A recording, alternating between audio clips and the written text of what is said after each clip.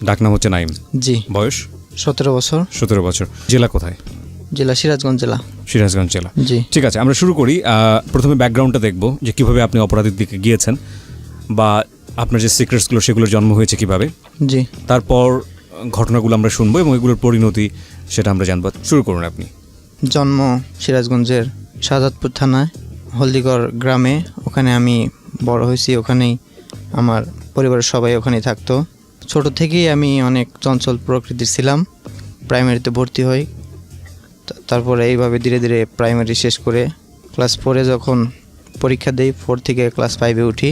Class 5-এ উঠে পরীক্ষা দেওয়ার পরে আমি বৃত্তি পরীক্ষা দিই। বৃত্তি পরীক্ষায় আমি বৃত্তি পাই না, আমি 4.75 এরকম একটা পয়েন্ট পাই। তারপরে ওখান থেকে ক্লাস 6-এ হাই স্কুলে ভর্তি হলাম। আমাদের ওখানে একটা হাই স্কুল, ওখানে ভর্তি হলাম। তো ওখানে ভর্তি হওয়ার পর ভালোই ক্লাস করতেছিলাম। ক্লাস করতে করতে সবাই দেখি আমার ফ্রেন্ডরা সবাই মানে রিলেশন করতো। আমি ওইটার বিষয়ে খুব ইন্টারেস্টিং ছিলাম যে ওরা কীভাবে রিলেশন করে। আমিও একটু বুঝতে শুরু করছি যে রিলেশন ব্যাপারটা কী আসলে। তারপরে আমি ওদেরকে বলতাম যে তোরা সবাই রিলেশন করিস, আমার একটা রিলেশন করে থাকা অবস্থায় ক্লাস 6-এ। ক্লাস 6-এ থাকা অবস্থায়? জি। ওকে। তো ওদের বলতাম যে আমাকে একটা রিলেশন করায় দে। তো ওরা বলছে যে আচ্ছা ঠিক আছে, একটা যখন রিলেশন করবি তো তখন তাহলে একটা মেয়ে পছন্দ কর। তো তখন একটা মেয়েরে আমার খুব পছন্দ হয়। প্রত্যেক ক্লাসে আমার দিক তাকায় থাকতো সব সময়। আপনার ক্লাসমেট ছিল? জি, ক্লাসমেট ছিল। ওর নামটা ছিল মিম। ওকে।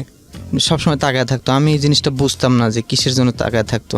পরে এইভাবে অনেক দিন কেটে গেল। তারপরে ওই মেয়েটাকে আমি জিজ্ঞেস করলাম যে আসলে তুমি আমার দিক কেন তাকায় থাকো। পরে ওই মেয়েটা কিছু বলে না, কোনো কথাই বলে না, জাস্ট শুধু হাসে। তাই আমি ফ্রেন্ডের সবাইকে এই কথা বললাম যে ও তো কিছুই বলে না। পরে ওরা বলল যে মেয়েটাকে তোকে আসলেই বোধহয় ভালোবাসে, এই কারণে মানে কিছু বলতে চাইতেছে না এখনই। পরে অনেক দিন চলে গেল, 1 সপ্তাহ পরে আমাকে একটা চিঠি দিলাম। চিঠিতে আমি আমার মনের ভাষা কিছুটা লিখলাম।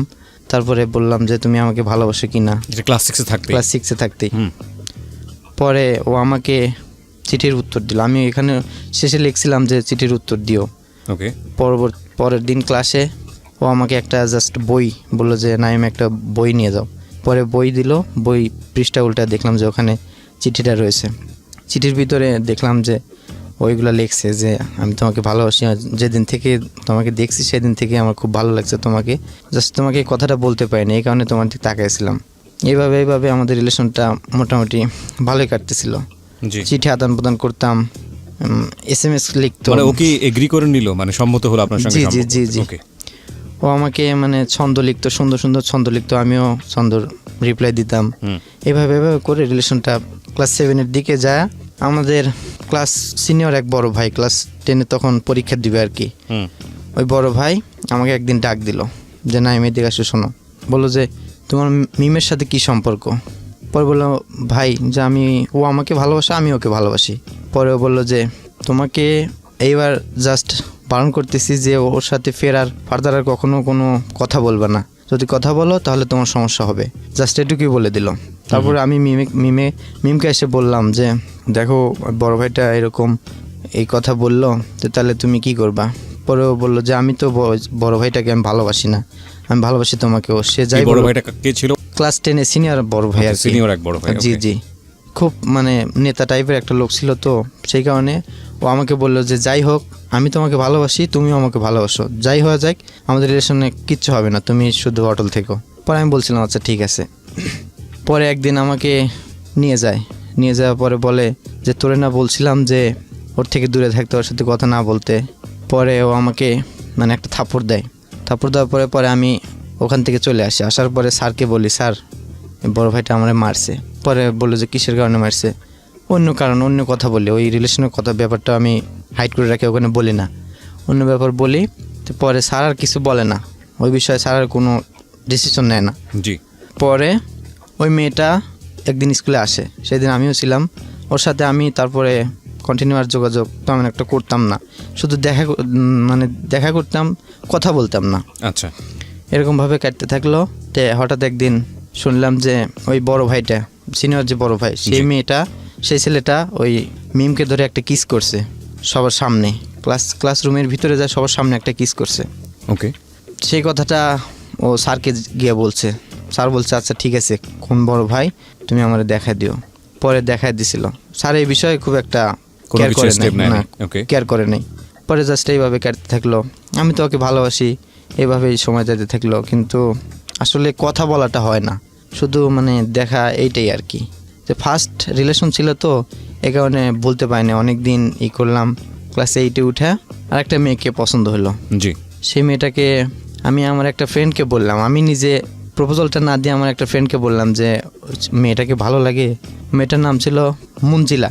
তো ওকে বললাম যে দোস্ত মেয়েটাকে তো আমার খুব ভালো লাগে, তো ওকে আমার সাথে রিলেশন করবে। ও বললো যে ওকে বল, গিয়ে বল, তারপরেই দেখিস নি ও বলবে যে আচ্ছা ঠিক আছে রিলেশন করবে। পরে ওকে বললাম, ও গিয়ে বললো যে আমার ফ্রেন্ড নাইম তোকে খুব পছন্দ করে, তুই গিয়ে ওর সাথে রিলেশন করবি। পরে মেয়েটা সাথে সাথে মানে হ্যাঁ স্বীকার করে দিছে। পরে ওর সাথে মোটামুটি ভালোই রিলেশন শুরু হয়ে গেল। আমি এভাবে করতে করতে ক্লাস 8-এ তখন মানে এক্সাম শুরু হওয়ার কিছুদিন আগে, তো আমাদের পাশেই একটা কেন্দ্র ছিল, ওখানে আমাদের পরীক্ষা হবে। তো ওখানে গিয়ে ওকে একটা ওই গিফট দিলাম আমি, ওটার সাথে একটা চিঠিও দিলাম। ওকে বলছিলাম যে তুমি রিপ্লাই দিও পরে। মানে আপনার মিমের সঙ্গে সম্পর্কটা শেষ করে দিলেন আপনি? না, তখনও মন থেকে ভুলতে পারি নাই, মানে জাস্ট ব্রেকআপ হয় নাই। মানে ব্রেকআপটার পিছনের কারণটা আপনি কি বলবেন? ওই যে ঘটনাটা আপনি বললেন ওই ঘটনাটাই ছিল নাকি? জি জি, ওই ঘটনাটাই আমার মনে খুব প্রভাব ফেলছে ওই ঘটনাটা। এটার জন্য তো মিম দায়ী ছিল না? জি, আমি ওই ছেলেটাকে দায়ী ছিল, কিন্তু আমার কিছু করার ছিল না, কারণ ওই ছেলেটা একটু মানে দুষ্টু টাইপের, একটু টাইপের ছিল। ঠিক আছে, সেই কারণে আমি ওই রিলেশনটাতে আর আগিয়ে নিই। তারপরে ওর সাথে কথাবার্তা হয়। তারপরে স্কুল ক্লাস 8-এ পরীক্ষা দিলাম। পরীক্ষা দিয়ে জাস্ট মোটামুটি দিনগুলো ভালোই কাটছিল। পরীক্ষার পরে আমরা প্রাইভেট থেকে সবাই মিলে নৌকা ভ্রমণ পিকনিকে গেলাম। তো পিকনিকে যাওয়ার সাথে কথা হলো, অনেক কথাই হলো। ওর ফোন নাম্বারটা চাইলাম, ও বললো যে আমার কোনো পার্সোনাল ফোন নেই, তুমি এমনি আমার সাথে দেখা করে কথা বলবা। তারপরে ওখান থেকে হলো কি যে আমাকে বাড়ির কেউ দেখতে পারতো না, আমার চাচা চাচিরা আমাকে দেখতে পারতো না। এই কারণে আমার আব্বা আম্মা সবাই মানে সিদ্ধান্ত নেয় যে বাড়িতে আর থাকবো না, মানে মনের দুঃখে সবাই বলে যে ঢাকায় চলে যাব। পরে 2015 সালের ডিসেম্বরের দিকে আমরা সবাই ঢাকায় চলে আসি। ঢাকার আশুলিয়া, সাভার আশুলিয়াতে জামগড়া আছে না, ওইখানে আমার এক ভাইয়ের বাসা ছিল। তো ওইখানে ভাইয়ের সাথে যোগাযোগ করে ওখানে একটা আমরা বাসা নেই, ফ্যামিলি বাসা নেই। তো ওখানে থেকে আমরা ভালোই দিনকাল কাটতেছিল। ওখানে ক্লাস 10-এ এসে এখানে ভর্তি হলাম ঢাকা গাজীচট AM high school and college, ওখানে ভর্তি হলাম। ওখানে ক্লাস করতে শুরু করলাম। তো নতুন নতুন স্কুলে যাই, আমার তেমন ফ্রেন্ড নাই। একটা ফ্রেন্ড অল্প কিছুদিনের মধ্যে একটা ফ্রেন্ড হলো, নাম ছিল মুন্না। ওর সাথে ভালোই সম্পর্ক হলো, পড়াশোনা মোটামুটি ভালোই কাটতেছিল। তারপরে একটা মেয়ের সাথে মানে সম্পর্ক বলতে কি, মানে একটা মেয়েকে খুব পছন্দ হয় আমার। ওই মেয়েটা আমার দিক তাকায় থাকতো ক্লাসে। আমি আর একটা ফ্রেন্ড, ওর নাম ছিল সাব্বির। তো আমি ওকে বললাম যে তুই যেভাবে ওর সাথে আমার রিলেশন করায় দিবি। ও আমার মানে অতীতের কথা কিছু জানতো না। তো ওকে বললাম, তো বললো যে আচ্ছা ঠিক আছে। ও বললো যে তাহলে ওর নাম্বার আছে, তাহলে ওর নাম্বারটা তুই নে। পরে ওর নাম্বারটা দিল, আমি ওকে ফোন দিলাম। অনেকদিন ফোন দেয় কিন্তু ফোন রিসিভ করে না। এরকম করে 1 সপ্তাহ কেটে গেল, ফোন রিসিভ করে না। তারপরে একদিন হঠাৎ করে ফোন রিসিভ করলো। তারপরে বলল কে? আমি বললাম যে আমি মাহমুদুল হাসান নাইম। বলল কি আপনার বাসা কোথায়, মানে প্রথম চিনে না আর কি। তারপর সব কিছু বললাম। পরে আমাকে চিনলো যে ও ঠিক আছে। পরে অনেক কথা বলতে পরে আমি ওকে মানে প্রপোজ করি যে আই লাভ ইউ, আমি তোমাকে ভালোবাসি।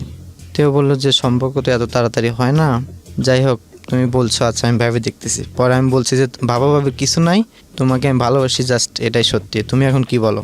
পরে ও বললো যে আচ্ছা ঠিক আছে, আমাকে 2 মিনিট সময় দাও, আমি ভেবে তারপর বলতেছি। পরে 2 মিনিট পরে আমাকে বললো যে আই লাভ ইউ টু, আমিও ভালোবাসি তোমাকে। এইভাবে সম্পর্ক হয়ে গেল। সম্পর্ক হওয়ার পরে সম্পর্ক মোটামুটি ভালোই কাটতেছিল।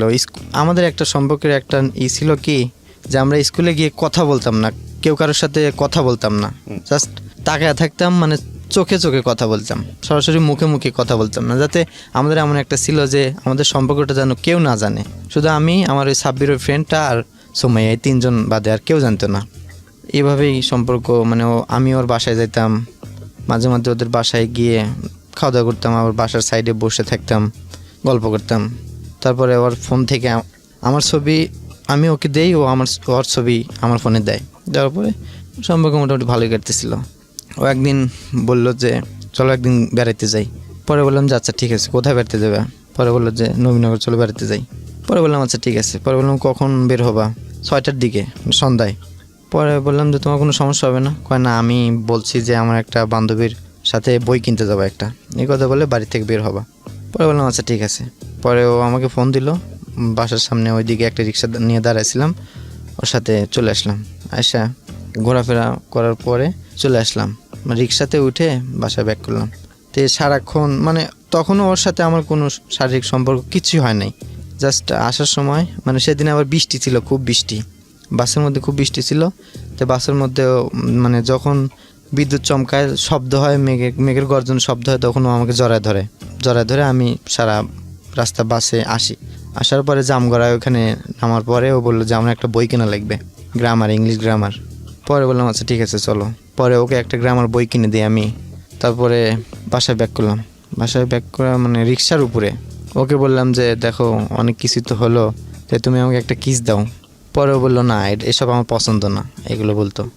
পরে বললাম কি হয়েছে, কি কোনো সমস্যা নেই, দাও না একটা। মানে ও রাজি হয় না। অনেকক্ষণ পরে আমি ওর সাথে একটু রাগারাগি করলাম, বললাম যে আচ্ছা তুমি থাকো, আমি তোমার সাথে যাবো না, আমি চলে গেলাম। তখন ও রাজি হয়ে যায়, রাজি হয়ে তখন আমাকে একটা কিস করে, আমি ওকে একটা কিস করি। তারপরে ওখান থেকে আমরা বাসায় ব্যাক করি। বাসায় ব্যাক করে সম্পর্ক ভালো চলছিল, ও ফোন দেয়, আমিও ফোন দিই, কথা হয়। হঠাৎ করে ও আমাকে ফোন দেওয়া অফ করে দেয়, ফোন দেয় না আর। আমি ফোন দিলে ফোন বন্ধ পাই, কোনো সময় ফোন খোলা পাই না। স্কুলে যাই, স্কুলে গেলেও আগে তাকিয়ে থাকতো, এখন আর তাকিয়ে থাকে না, এখন কথাও বলে না। তাই আমি ব্যাপারটা বুঝলাম না যে আসলে জিনিসটা কি হয়েছে। পরে ওকে আমার ফ্রেন্ডকে বললাম যে ও আসলে আমার সাথে কথা বলে না কেন, কী হয়েছে, কী সমস্যা, ওর আমাকে ভালো লাগে না নাকি, না কিসের জন্য আমার কথা বলে না। তো বললো যে ওর সাথে কথা বলে দেখ। তো আমি বললাম যে ও বলছি কিন্তু ও তো কিছুই বলে না, কিন্তু আমার সাথে কথাই বলে না, আমার অ্যাভয়েড করে চলে। পরে এইভাবে অনেক দিন কেটে যায়। ওর চিন্তা মোটামুটি মাথা থেকে ঝেড়ে ফেলার সিদ্ধান্ত নিছে আর কি। তো আমার যে ফ্রেন্ড ছিল মুন্না, ওর সাথে এমন কোনো কথা নাই, এমন কোনো কাজ নাই যে করি না আমরা দুজনে একসাথে, সবই করতাম। মানে সিগারেট খাওয়া, বাসায় মানে স্কুলে না গিয়ে বাসায় আড্ডা দেওয়া, আমি সব কাজ ওর সাথে করতাম। মানে স্কুলে না যেয়ে ঘোরাফেরা করতাম, সিনেমা হলের ছবি দেখতাম। তারপরে আবার ঈশাতে যাইতাম, নবীনের ওইখানে মানে ওই খারাপ মেয়েরা থাকতো, ওদের নিয়ে ছবি দেখতাম, ওদের সাথে খারাপ অ্যাফেয়ার করতাম, মানে খারাপ সম্পর্ক আর কি, এগুলো করতাম। মাঝে মধ্যে আমরা স্কুল মিস করে ওগুলো করতাম।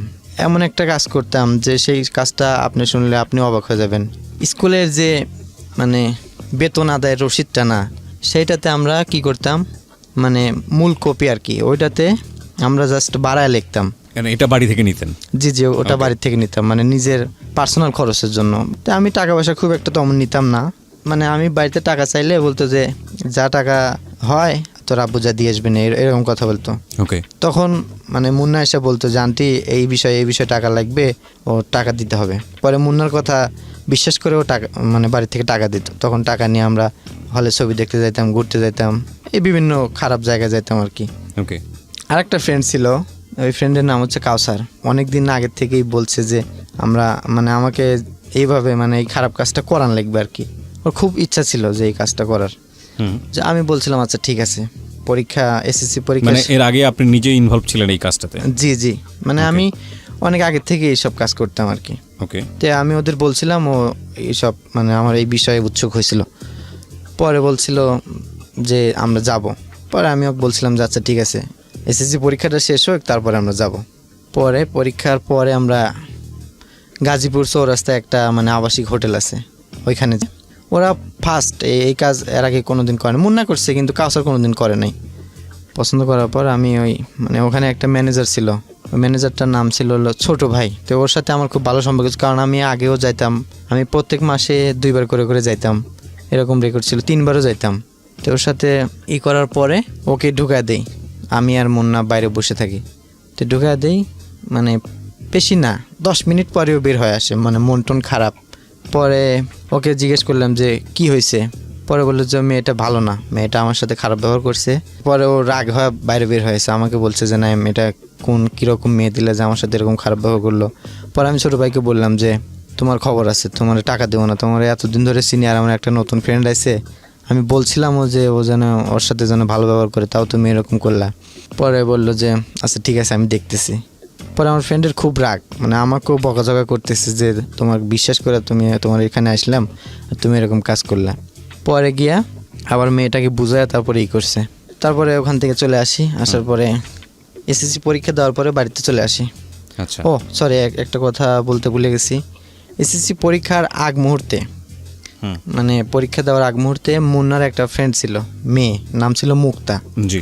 ওর সাথে খুব ভালো সম্পর্ক ছিল, যে কোনো বিষয়ে কথাবার্তা বলতো। পরে ও ওর ছবি দেখাইলো আমারে।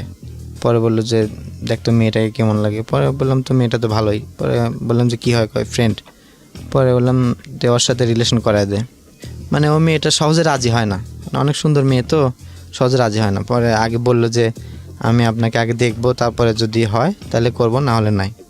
পরে ওকে বললাম আচ্ছা ঠিক আছে দেখা করবে, ঠিক আছে। পরে গিয়ে দেখা করলাম, মুন্নাকে সাথে নিয়ে দেখা করলাম। দেখা করার পরে আমি তো মেয়েরে দেখে পুরাই পাগল, মানে অসম্ভব সুন্দর চেহারা। ওর আমাকে পছন্দ হয়েছে কিনা জানি না, সেটা হয়তো পরে বলবে, কিন্তু আমার ওকে খুব পছন্দ হয়েছে। পরে বাড়িতে চলে আসলাম, বাসায় চলে আসলাম। আমি ওই মুন্নাদের বাসার থেকেই মানে এসএসসি পরীক্ষা দিছি, ওখানেই থাকছি, ওখানেই খাওয়া দাওয়া করছি মুন্নাদের বাসায়। খুব আমার ভালো ফ্রেন্ড ছিল আর কি। তে এইভাবে রিলেশন বলতে কি, ও আমাকে বলছে যে আমি একজনকে খুব ভালোবাসি, তে ও আমাকে ভুলে গেছে, অন্যজনকে বিয়ে করছে। আমি ওকেই মন থেকে ভালোবাসছিলাম, ওর জায়গায় আমি কাউকে দিতে পারবো না, এই কথাটা বলে আমাকে। বলে যে আমি ফ্রেন্ড হিসেবে থাকবো। পরে আমার তো এরকম ছিল না, আমার ইচ্ছা ছিল যে আমি যেভাবে হোক ওর সাথে রিলেশন করব। তো এইভাবে করতে করতে ও পরে বলল যে ও কোনো মতে রাজি হয় না। পরে আমি এক কাজ করি, মানে হাত কাটি, এই যে এখনও আমার দাগ আছে হাতে, অনেক রক্ত বের হয়। তারপরে ওকে ফোন দিয়ে বলি যে, এটা আমি বলি না, মুন্না বলে যে ও তো বিলেট দিয়ে অনেক পোজ দিছে হাতে, তো তুই কি সত্যি করে বল যে তুই ওকে ভালোবাসিস কিনা। পরে ও বলে যে এসব তো আমার পছন্দ না, ভালোবাসবে ঠিক আছে, কিন্তু এসব নিজের ক্ষতি করবে, এগুলো তো পছন্দ না। পরে বললাম যে আচ্ছা ঠিক আছে, পছন্দ না তাহলে আমি তো ভালোবাসি, কিন্তু ও তো কিছু বলে না। পরে অনেক দিন যাওয়ার পরে ও আমাকে বলল যে আচ্ছা ঠিক আছে ভালোবাসি। বলার পরে আমি তো খুব খুশি, ফোনে অনেকক্ষণ, মানে সারা রাত ফোনে কথা বলতাম। এইভাবে করতে করতে সম্পর্কটা মোটামুটি ভালোই, বেড়াইতে যাই, এখানে যাই ওখানে যাই। তারপরে ও আমাকে একদিন বলে যে তুমি এখন কোথায়। পরে আমি তখন ক্রিকেট খেলতেছি আমাদের ওইখানে। পরে ও বললো যে তুমি আমাদের বাড়িতে আসো, আমার বান্ধবীর মানে আমার ফ্রেন্ডের মানে ই তো বার্থডে তো, তে আমাকে দিয়ে দাও, মেহেদি দিতে হবে। তাই আমি মোটামুটি আমার চাচাতো বোন আছে, ওদের মেহেদি দিয়ে দিতাম। বললাম যে আচ্ছা ঠিক আছে আমি তো মেহেদি দিতে পারি, তে আসবো। পরে বললো যে সন্ধ্যায়। বললাম যে আচ্ছা ঠিক আছে। খেলাধুলা শেষ করে সন্ধ্যার সময় বাসায় যা ফ্রেশ ট্রেশ হয়, পরে ওদের বাসায় যাই। যাওয়ার পরে দেখি অনেক লোকজন, ওর ফ্রেন্ডরা আছে সবাই, তো ওকে ওদের মানে চোখের উপরে বসে ওকে মেহেদি দিয়ে দিই। তারপরে আমি ওকে বলি দেখো আমাদের সম্পর্কটা এরকমভাবে হয়েছে, তোমার কাছে আমি একটা জিনিস চাবো, তুমি কি আমারে দিবা। পরে ও বলছে যে যদি দেওয়ার মতো হয় তাহলে দেবো। পরে আমি বললাম যে দেখো আমি তো তোমাকে বিয়ে করবই, জাস্ট তুমি আমাকে এই কাজটা করতে দিবা, মানে অ্যাফেয়ারটা, এই কথাটা বলি। পরে প্রথমে রাজি হয় না, বলে যে যদি তুমি আমারে মানে ফাঁকি দিয়ে যদি চলে যাও। পরে আমি ওকে অনেক কসম টসম কাটি, অনেক ক্রিয়াটিরা করি ওর সাথে। মানে সেদিন রাতে ও আমাকে আসতে বলে, আমাদের বাসায় আসতে বলে। তারপরে ওর সাথে আমি রাতে অ্যাফেয়ার করি। তারপরে আমি মানে রাত তখন 3টা বাজে, তখন ওর বাসা থেকে চলে আসি, আমার বাসায় এসে ঘুমিয়ে পড়ি। পরে এই ব্যাপারটা মুন্নার আব্বা বলছিল যে নাইম অত রাতে কোথায় গেছিলাম, আমার সকালে আমারে বলে আর কি। পরে বলছিলাম আঙ্কেল আমি আমার একটা ফ্রেন্ডের বাসায় গেছিলাম, আমার খুব ভালো বন্ধু, তো একটা বই নেওয়ার জন্য গেছিলাম, তে ও আসতে দিল না, এই কারণে আসতে একটু দেরি হয়েছিল, এই কথা বলে কাটাই দিতাম। কিন্তু ওই মুন্নার আব্বু মানে আমার পিছনে লেগে থাকতো সবসময়, যে আমি কি করি, কোথায় যাই, কি করি না করি। একটা কথা কি, মানে মুন্নার যে কোনো কাজের জন্য আমার কাছে শুনতো যে ও কি করে, পড়াশোনা কিভাবে করে না করে, পড়াশোনা করে নাকি শুধু ঘোরাফেরা করে, এরকম কথা বলতো। তো মুন্না তখন কি করতো, ও একটা বিবাহিত মেয়ে ছিল, মানে ওদের বাসায় ভাড়া থাকতো, ওরা এখনকার স্থানীয়, ওদের বাসায় ভাড়া থাকতো, ওই মেয়েটার সাথেও রিলেশন করে। বিবাহিত, কিন্তু একটা মেয়েও আছে, ছোট্ট একটা মেয়ে আছে, তো ওর সাথে সম্পর্ক করে। তো ওখানে মাঝে মধ্যে বেড়াতে যায়, আমারও নিয়ে যায়। ওরা ছিল খুব গরিব, একদম গরিব। মেয়েটা মোটামুটি সুন্দরী ছিল। আপনি এত অল্প বয়সে যে এতগুলো এরকম অনৈতিক সম্পর্কের মধ্যে জড়াচ্ছেন, আপনি কি এটার খারাপ রেজাল্ট কি হতে পারে এগুলো কি জানতেন বা কারো কাছ থেকে কখনো শুনেছেন? না, এগুলো আমি সম্পর্কে জানতাম না। আমার বা আপনি যে ভালোই কাজটা লাগতো। করছেন সেটা তো আপনি যেটা করছেন সেটা ভালো লাগার মতোই বিষয়, কিন্তু নৈতিকভাবে তো এটা অন্যায় কাজ, এই কাজটা করা উচিত না, এটা ভালো কাজ না, এরকম শিক্ষা কি কারো কাছ থেকে পেয়েছিলেন কখনো? এরকম আমার ভাই বলতো, কারণ আমার ভাইয়ের সাথে খুব ফ্রিলি ছিলাম, তো পরে ভাই বলতো যে মানে আমার ফোনে অনেক মেয়ের নাম্বার সেভ করা থাকতো, বলতো যে এত কার মেয়ে, কোন মেয়ের নাম্বার, পরে এইসব কথা বলতো যে কোরআনে কিন্তু আছে যে এরকম খারাপ মেয়েদের সাথে, এরকম অনেক মেয়েদের সাথে এরকম খারাপই অসামাজিক কার্যকলাপ করলে কিন্তু নিজেরই পরে ফলভোগ করতে হবে। পরে ভবিষ্যৎ জীবনে যে বউটা হবে সেও কিন্তু ওই রকমই হবে। এগুলো বলতো আপনাকে? যে এরকম কথা বলতো। এইভাবে করার পরে মুন্না ওই মেয়েটার সাথে রিলেশন করলো, ও ওই মেয়েটার সাথে মানে অসামাজিক করে ওই কাজটা। তারপরে এইভাবে করতে করতে ওই ঢাকায় প্রথম যে মেয়েটার সাথে রিলেশন হয় আমার, ওই সুমাইয়া নাম যে ছিল, ওর কথাটা মানে ওর পর্যায়টা আসুক, তখন ওর সাথে রিলেশন তো মোটামুটি ব্রেকআপ হয় না, ও আমার সাথে কথা বলা বাদ দিয়ে দেয়। তারপরে হঠাৎ একদিন আমার একটা ফ্রেন্ড, নাম ছিল আরিফ, তো আমাকে ফোন দিয়ে বলে যে নাইম শুনছিস ওই সুমাইয়া কিন্তু ফাঁসি নিছে, সুসাইড করছে, এই কথা বলে। তো তারপর আপনি জিজ্ঞেস করতে চাইলেন না কেন এটা করলো? জি আমি বলছিলাম যে ও কিসের কারণে সুসাইড করলো। পরে ও বললো যে আসলে হয়েছে কি, ও খুব জেদি ছিল। পরে শুনলাম যে ওর আব্বা আম্মুর সাথে কীরকম একটা পারিবারিক বিষয়, একটা ঝগড়া হয়েছিল, এই কারণে কাউরে কিছু না জানায় রুমের ভিতরে যায় গলায় দড়ি দিছে। পরে এই কথাটা আমি এই সম্পর্কের কথাটা আমার বাসার সবাই জানতো, তখন ঢাকায় সবাই ছিলাম, তখন সবাই জানতো। পরে ভাইরে বলি যে ভাই এই কথা সুমাইয়া তো এরকম ফাঁসি নিছে, তো ওর লাশটা কি দেখতে যাব। পরে ও বললো না, যাওয়ার দরকার নাই, কারণ যেহেতু তুই ওর সাথে রিলেশন করছিলি, হয়তো মানে পুলিশের আইন লোকের হয়তো কোনো একটা সমস্যা হবে, যাওয়ার দরকার নেই। তাই আমি ওখানে যাই না। ও মারা যাওয়ার পরে আমার অনেক কষ্ট লাগছিল, কারণ ঢাকায় এসে আমি প্রথম ওর সাথে রিলেশন করি, খুব খারাপ লাগছিল। ওর কারণেই, বিশেষ করে ওর কারণেই আমি আরও বিড়ি সিগারেট খাইতাম, বন্ধুবান্ধবের সাথে বাজে সময় কাটাইতাম, গাঁজা খাইতাম, মদ খাইতাম, এইসব মানে সব খারাপ কাজে লিপ্ত হতাম আর কি, মনের দুঃখে যে আমার গার্লফ্রেন্ড এইভাবে আমাকে ছেড়ে চলে গেল, এই কারণে। দেখ এইভাবে যাইতে যাইতে আমি ধীরে ধীরে খারাপের দিকে আরও অগ্রসর হতে থাকি, যত প্রকার খারাপ কাজ আছে এইভাবে করতে থাকি। তখন আমার মানে অপরাধ বোধটা নিজের মধ্যে ছিল না, বিবেক আসলে কী জিনিস সেটা আমি জানতাম না, যে আসলে এইসব অপরাধ করলে কি হবে না হবে এগুলো আমি জানতাম না, শুধু খারাপ কাজে লিপ্ত হতাম। তারপরে আর একটা কথা বলি, ঢাকায় ফার্স্টে যখন আমরা আসার পরে যে ভাইটার মানে যে বলছিলাম কথা, যে ওই ভাইটা মানে ভাইয়ের বাসায় থাকে আর কি, ওই ভাইয়ের একটা মেয়ে ছিল, মানে এমনি রক্তের সম্পর্ক না, এক ধরনের বাগ্নি ছিল আর কি, দুঃসম্পর্কের। আমি যখন পড়াশোনা, তখন ক্লাস 10 যখন ওখানে পড়াশোনা করতাম, তখন ওই সুমাইয়ার আগের আর কি, তখন ও আমার সাথে কথা বলতো, বিভিন্নভাবেই করতো। ও তখন ক্লাস 7 পড়তো। তখন আমি কিন্তু ওর মামা হই, এই বিষয়টা আর মাথায় ছিল না। ও আমাকে বলতো যে মামা আপনি প্রেম করেন না, এরকম বিভিন্ন কথা বলতো। পরে আমি বলি যে দেখো, ওর নাম ছিল সাথী। পরে ওকে বলি দেখো, আমি কিন্তু তোমার মামা হই, তুমি যে কোনো কথা বলবে একটু সাবধান হয়ে বলো, সম্পর্কের দিকে একটু করে বলো। পরে বলছে আচ্ছা কোনো সমস্যা নেই। তারপরেও আমাকে বিভিন্ন কথা বলতো যে আমি একজনকে এরকম ভালোবাসতাম, তো ও আমাকে ছেড়ে গেছে, তো এখন আর একজনকে খুব পছন্দ হয়েছে কিন্তু বলতে পারতেছি না। এরকমভাবে আমাকে করে বলতো, উস্কা বলতো যে আমার কাছেই দাঁড়ায় আছে, অথচ আমার মনের কথা বুঝতে পারে না, এরকম বলতো। তো ও আমার সাথে প্রায় মানে দাঁড়াতে সামনাসামনি একদম গা ঘেঁষাঘেঁষি করে এসে দাঁড়া থাকতো, কথা বলতো। তা আসলে এই জিনিসটা আমি মানে ওই সময় আমার মামা ভাগ্নির পরিচয়টা মানে আমার মন থেকে হয়ে যায়, যে ও যখন চাইতেছে সম্পর্ক করার জন্য, আমি তো সব কিছুই বুঝতেছি যে ও আমার সাথে সম্পর্ক করার জন্য করে। পরেও আমাকে বলে যে নাইম আমি তোমাকে ভালোবাসি, আই লাভ ইউ, এরকম কথাটা বলে। এটা আপনার কত নাম্বার সম্পর্ক ছিল তখন? এটা ঢাকা যায় এই যে যখন আপনাকে এই মেয়েটার নাম কি? মেয়েটার নাম ছিল সাথী। সাথীর আগ পর্যন্ত আপনার রিলেশনশিপ কয়টা হলো? আগে ছিল 2টা, সাথে দিয়ে 3টা। এবং এছাড়া অসংখ্য মেয়ের সঙ্গে আপনি অনৈতিকভাবে জি মিশেছেন। জি জি জি। বয়স কত তখন আপনার? বয়স তখন 14 বছর। 14 বছরে অসংখ্য মেয়ের সঙ্গে আপনি মিশেছেন। জি জি।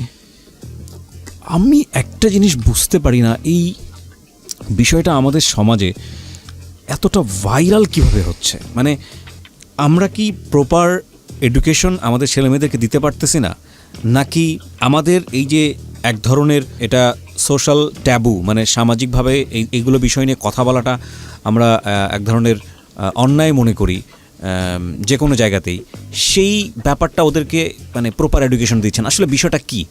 কারণ দেখুন, ওর যেই সামাজিক ব্যাকগ্রাউন্ড, সেই জায়গা থেকে আসলে এই ধরনের রিলেশনশিপে যাওয়াটা কিন্তু কঠিন, কারণ ওর যে ইকোনমিক স্ট্যাটাস সেই জায়গাটা থেকে আসলে খুব বেশি ইজি না। আপনি আপনার বাবা কি করতেন? জি, আমার বাবা লুঙ্গির ব্যবসা করত, কাপড়ের ব্যবসা করত। চিন্তা করে দেখুন, ওর বাবা একজন ব্যবসায়ী এবং খুব বড় মাপের ব্যবসায়ী না।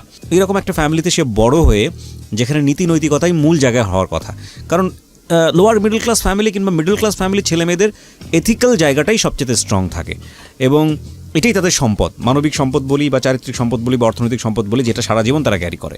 এইরকম একটা জায়গায় থেকেও আমরা এরকম ছেলেমেয়েদেরকে বড় হতে দেখছি, যেখানে 14 বছর বয়সে তার অসংখ্য মেয়ের সঙ্গে অনৈতিক সম্পর্ক এবং একের পর এক সে রিলেশনশিপে জড়াচ্ছে। এগুলো কি ফ্যামিলি মেম্বাররা কেউ বুঝতো না আপনার? জি, কিছুটা বুঝতো, আবার কিছুটা বুঝতো না। আমার মা জিনিসটা একটু বুঝতো। মা কিছু বলতো না আপনাকে? বলতো। আমি বড় ভাই ছিল আপনার? জি, বড় ভাই ছিল। বড় ভাই বুঝতো? বড় ভাইও মোটামুটি কিছু বলতো না আপনাকে? বলতো, তা আমি ওদের কথা খুব একটা কেয়ার করতাম না। মানে বড় ভাইয়ের সেরকম কর্তৃত্ব ছিল না আপনার উপর? তাহলে ছিল, আমাকে অনেক শাসন করতো। গায়ে হাত তুলতো? গায়ে হাত তোলা বলতে কি, আমার ভাইয়ের ছিল অনেক মানে মায়া ছিল আমার প্রতি। যাই হোক, সামহাও আপনাকে কন্ট্রোল করতে পারে নাই, কারণ আপনি তো 14 বছর বয়সে পয়সাও পাওয়ার কথা না। এই পয়সাগুলো আপনি সামহাও ম্যানেজ করতেন। জি জি। ওকে, হ্যাঁ বলেন, তারপর সাথীর বিষয়ে কথা বলছিলেন। জি, সাথী তারপরে ওইভাবে আমাকে রিলেশনের ব্যাপারটা বলে, আমিও তখন ওকে বলে দিই। তারপরে সেদিন রাতেই আমি ওকে বলি যে তুমি আমাকে একটা কিস করো। তো তখন বলে যে না, আজকে না, অন্য দিন। পরে আমি রাগ করে ওদের বাসার থেকে চলে আসি। তখন অন্য একটা বাসা নিছি তখন। তো ওখানে সকালে মানে রাতে যা শুয়ে পড়ি, সকালে ওখানে থাকি। সকালে বসে আছি রুমের ভিতরে, তখন দেখি সাথী আমাদের বাসায় এসে। আসার পরে রুমে ঢুকছে। আমার রুমে তখন কেউ ছিল না, আমি এমনি বসে ফোন টিপতেছিলাম। তখন এসে ও বলে যে রাতে কিস করতে চাইলে না, এখন কিস করো। পরে তখন আমি ওকে একটা কিস করি। মিন টাইম তখন 1 সেকেন্ড যদি একটু মানে লেট হয়, তাই আমার আব্বু তখন ওই জিনিসটা দেখে ফেলে। কিন্তু সেই সময় আমরা মানে দুজন আলাদা হয়ে যায়, সরে পড়ি। ওকে। তখন করার পরে মানে ও তারপরে বাসায় চলে আসে। আসার পরে ওর সাথে মোটামুটি ওদের বাসায় সব সময় থাকতাম। যখন দেখা হতো তখনই কিস করতাম। কিন্তু ওই খারাপ অনৈতিক সম্পর্কে তখনও এখন জড়াই নেই। ওকে একদিন বললাম যে তোমার সাথে আমি এটা করব। পরে ও বললো যে ঠিক আছে। ও একদিন সময় দিল যে 14 ফেব্রুয়ারি। বললাম আচ্ছা ঠিক আছে। 14 ফেব্রুয়ারি রাতে তো ওর আব্বু আম্মু, ওর ভাই, ওর একটা বড় ভাই ছিল আর ছোট 2টা ভাই ছিল, ওর আর আব্বু আম্মু ছিল। সবাই, ও আসলে বাসায় একা থাকতো সব সময়। আর ওর সবাই গার্মেন্টসে চাকরি করতো। সেই জিনিসটা আমার ছিল প্লাস পয়েন্ট। আমি যখনই যাইতাম ফ্রি পাইতাম, একা একা পাইতাম। জি, সবসময় ওর সাথেই করতাম। পরে একদিন ওই 14 ফেব্রুয়ারি রাতে ওদের বাসায় ছিলাম, আমার আব্বু আম্মু সবাই ছিল, ওরা সবাই ছিল। পরে ওরা বলে যে, ওর আব্বু আম্মু বলে যে একটু বাজারে যাব, বাজারে যা অনেক জিনিসপত্র কেনা লাগবে। তো সাথী তুই রুমের ভিতরে পর, নাম বাইরে থেকে দরজা লাগাই দে, বাইরে থেকে তালা দিয়ে দিই। বাড়ি থেকে তালা দিয়ে দেয়, ওর আব্বু আম্মু সবাই বাজারে চলে যায়। তো ওই মুহূর্তে আমি বাড়িতে চলে আসি। বাড়িতে চলে এসে আব্বু আম্মু সবাই চলে আসে, এসে খাওয়া দাওয়া করি। এশার তো একটু পরেই, এশার আজানের নামাজ টামাজ পরে একটু পরই খাওয়া দাওয়া করে আমি আর বাড়িতে মানে 1 সেকেন্ডও দেরি করিনি, সাথে সাথে আমি ওদের বাসায় চলে আসি। আসার পরে তো বাইরের থেকে তালা দেওয়া ছিল। পরে ওকে বললাম যে তোমার সাথে যে চাবি আছে ওই চাবিটা দাও, আমি খুলি, দরজাটা খুলি, তালাটা খুলি। পরে ওর কাছ থেকে চাবিটা নিয়ে তালাটা খুলে ভিতরে ঢুকে পড়ি, ঢুকে আবার তালা দিয়ে দিই ভিতর থেকে। তো ওর সাথে ওই অসামাজিক কার্যকলাপে লিপ্ত হই আর কি। ওর আব্বু আসে, ওর আব্বু এসে দরজা নক করে। পরে আমি তখন কী করবার বুঝতে পারি না, তখন আমি মানে চোখের নিচে মানে লুকিয়ে থাকি আর কি। থাকার পরে আর আব্বু এসে বলে যে কি পড়তেছিস নাকি? পরে বলে যে হ্যাঁ পড়তেছি। আমার তো ভয়ে একদম মানে গলা টলা শুকিয়ে গেছে যে এখন কী কাজ করি। হঠাৎ যদি মানে চোখের নিচে যে একটু দেখে, উকি মেরে দেখে, তাহলে তো শেষ। ওরা আব্বার কিছু বলে না। ওর যে ছোট ভাই ছিল হাফিজা মাদ্রাসায় পড়াশোনা করতো, তো ওখানে করে ওর আব্বু তখন মানে ওর জন্য ভাত নিয়ে যায়, ইশারের নামাজ পরই ওর জন্য মানে ওখানে ভাত নিয়ে যায়, খাওয়া দাওয়া মানে রাত 10টার দিকে আসে, তারপরে চলে যাওয়ার পরে রুমে বাড়ির থেকে আবার তালা লাগা দেয়। আমি ভিতরে থাকা অবস্থায় আবার অনেকবার ওর সাথেই হয়, গল্প টল্প করি, টিভি দেখি, বিভিন্ন ইটি করে তারপরে চলে আসি ওখান থেকে।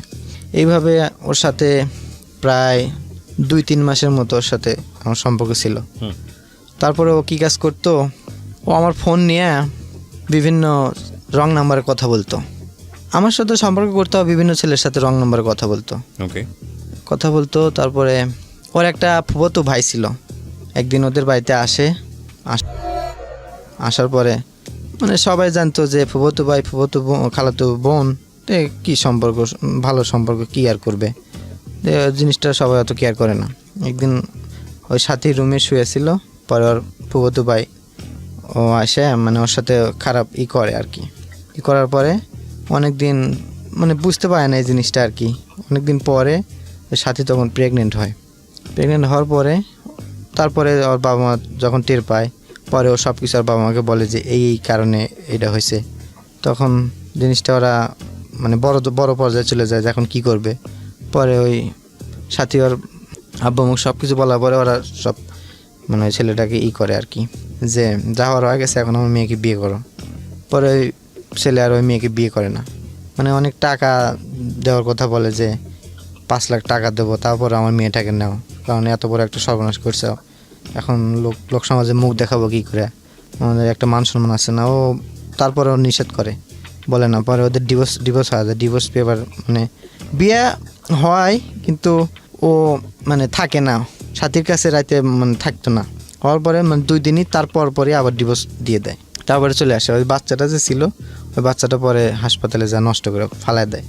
তারপরে ও বিভিন্ন ছেলের সাথে ওইভাবে কথা বলতো, ওর সাথেও কথা বলতো। তারপরেও মানে যে ও যে বিয়ে করে না ওর ফুফাতো ভাই, তারপরে ওর সাথে কথা বলতো, আর ও বিভিন্ন ছেলের সাথে কথা বলতো।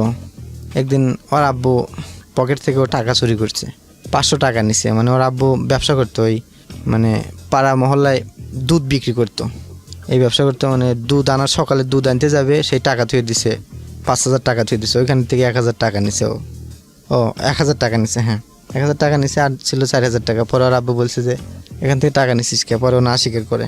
ওই টাকা দিত আমারে, মানে টাকা নিয়ে আমি বিভিন্ন বাজে পথে খরচ করতাম।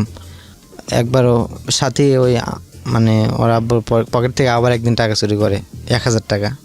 পরে ওর আব্বু বলে যে এই টাকা নিছিস কেন?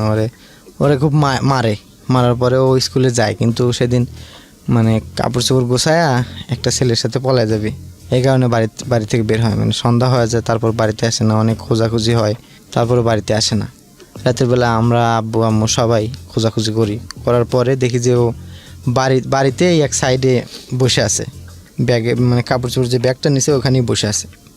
পরে সবাই আনার পরে অনেক বুঝান টুজান, আমার বড় ভাই, ওর নাম ছিল সবুজ, ওকেও খুব মারধর করার পরে রাতটা, তারপরে আমরা বাসায় চলে যাই সবাই। তারপরে সকালে সবাই যার যার মতো অফিসে যায়, কাজে যায়। ও তখন ওই সুযোগে গলায় দড়ি দিতে যায়, তো ওই সময় ওর আব্বু দেখে বলে, পরে ও আর মানে সুসাইড করা হয় না, মানে ওই সময় বেঁচে যায়। তো এইভাবে করতে করতে কিছুদিন পরে মানে ওই মেয়েটা এখন অন্যরকম অবস্থা হয়ে গেছে, তখন ওই মেয়েটাকে বিয়ে দিয়ে দেয়, ওই জায়গায় একটা ভালো একটা ছেলে দেখে বিয়ে দিয়ে দেয়। তো যাই হোক, ওর স্টোরি এখানে শেষ। তারপরে ও বিয়ের পরে ওর সাথে আমার অসামাজিক কার্যকলাপ হয়েছে অনেকবার, বিয়ের পরেও হয়েছে। তারপরে এইভাবে করতে করতে ওখান থেকে এসএসসি পরীক্ষা দিয়ে চলে আসার পরে যে মুক্তার কথা বললাম, ওই মেয়েটা, ওর সাথে আমার কন্টিনিউ চলতেছিল। বিভিন্ন মানে প্রত্যেক দিন রাতে কথা বলতাম, সব কিছু বলতাম যে খাওয়া দাওয়া করছো নাকি, হ্যাঁ সব কিছু বলতাম। তারপরে ওইখানে আবার এসএসসি পরীক্ষা দেওয়ার পরে অনেক লম্বা একটা ছুটি থাকে, ওই সময় বাড়ির থেকে কাজ করতাম, এই পেইন্টিংয়ের কাজ, মানে রং মিস্ত্রি আর কি। তো আমাদের ওইখানে নতুন একটা ব্রিজ উদ্বোধন মানে ব্রিজের কাজ, আমাদের একটা কন্ট্রাক্টর আছে, তিনি একটা ব্রিজের কাজ নেয়। ব্রিজের কাজ নেওয়ার পরে ওখানে কাজ করি আর কি, মানে উপরে যে মানে বাল্বগুলো লাগায়, পিলার আছে না, ওই পিলারে রং করা। তো ওখানে কাজ নেওয়ার পরে কাজ করতে যাই, দৈনিক কাজ করি। তো ওখান থেকে 3টা মেয়ে ওখানে করে প্রত্যেক দিন মানে প্রাইভেট পড়তে যায়।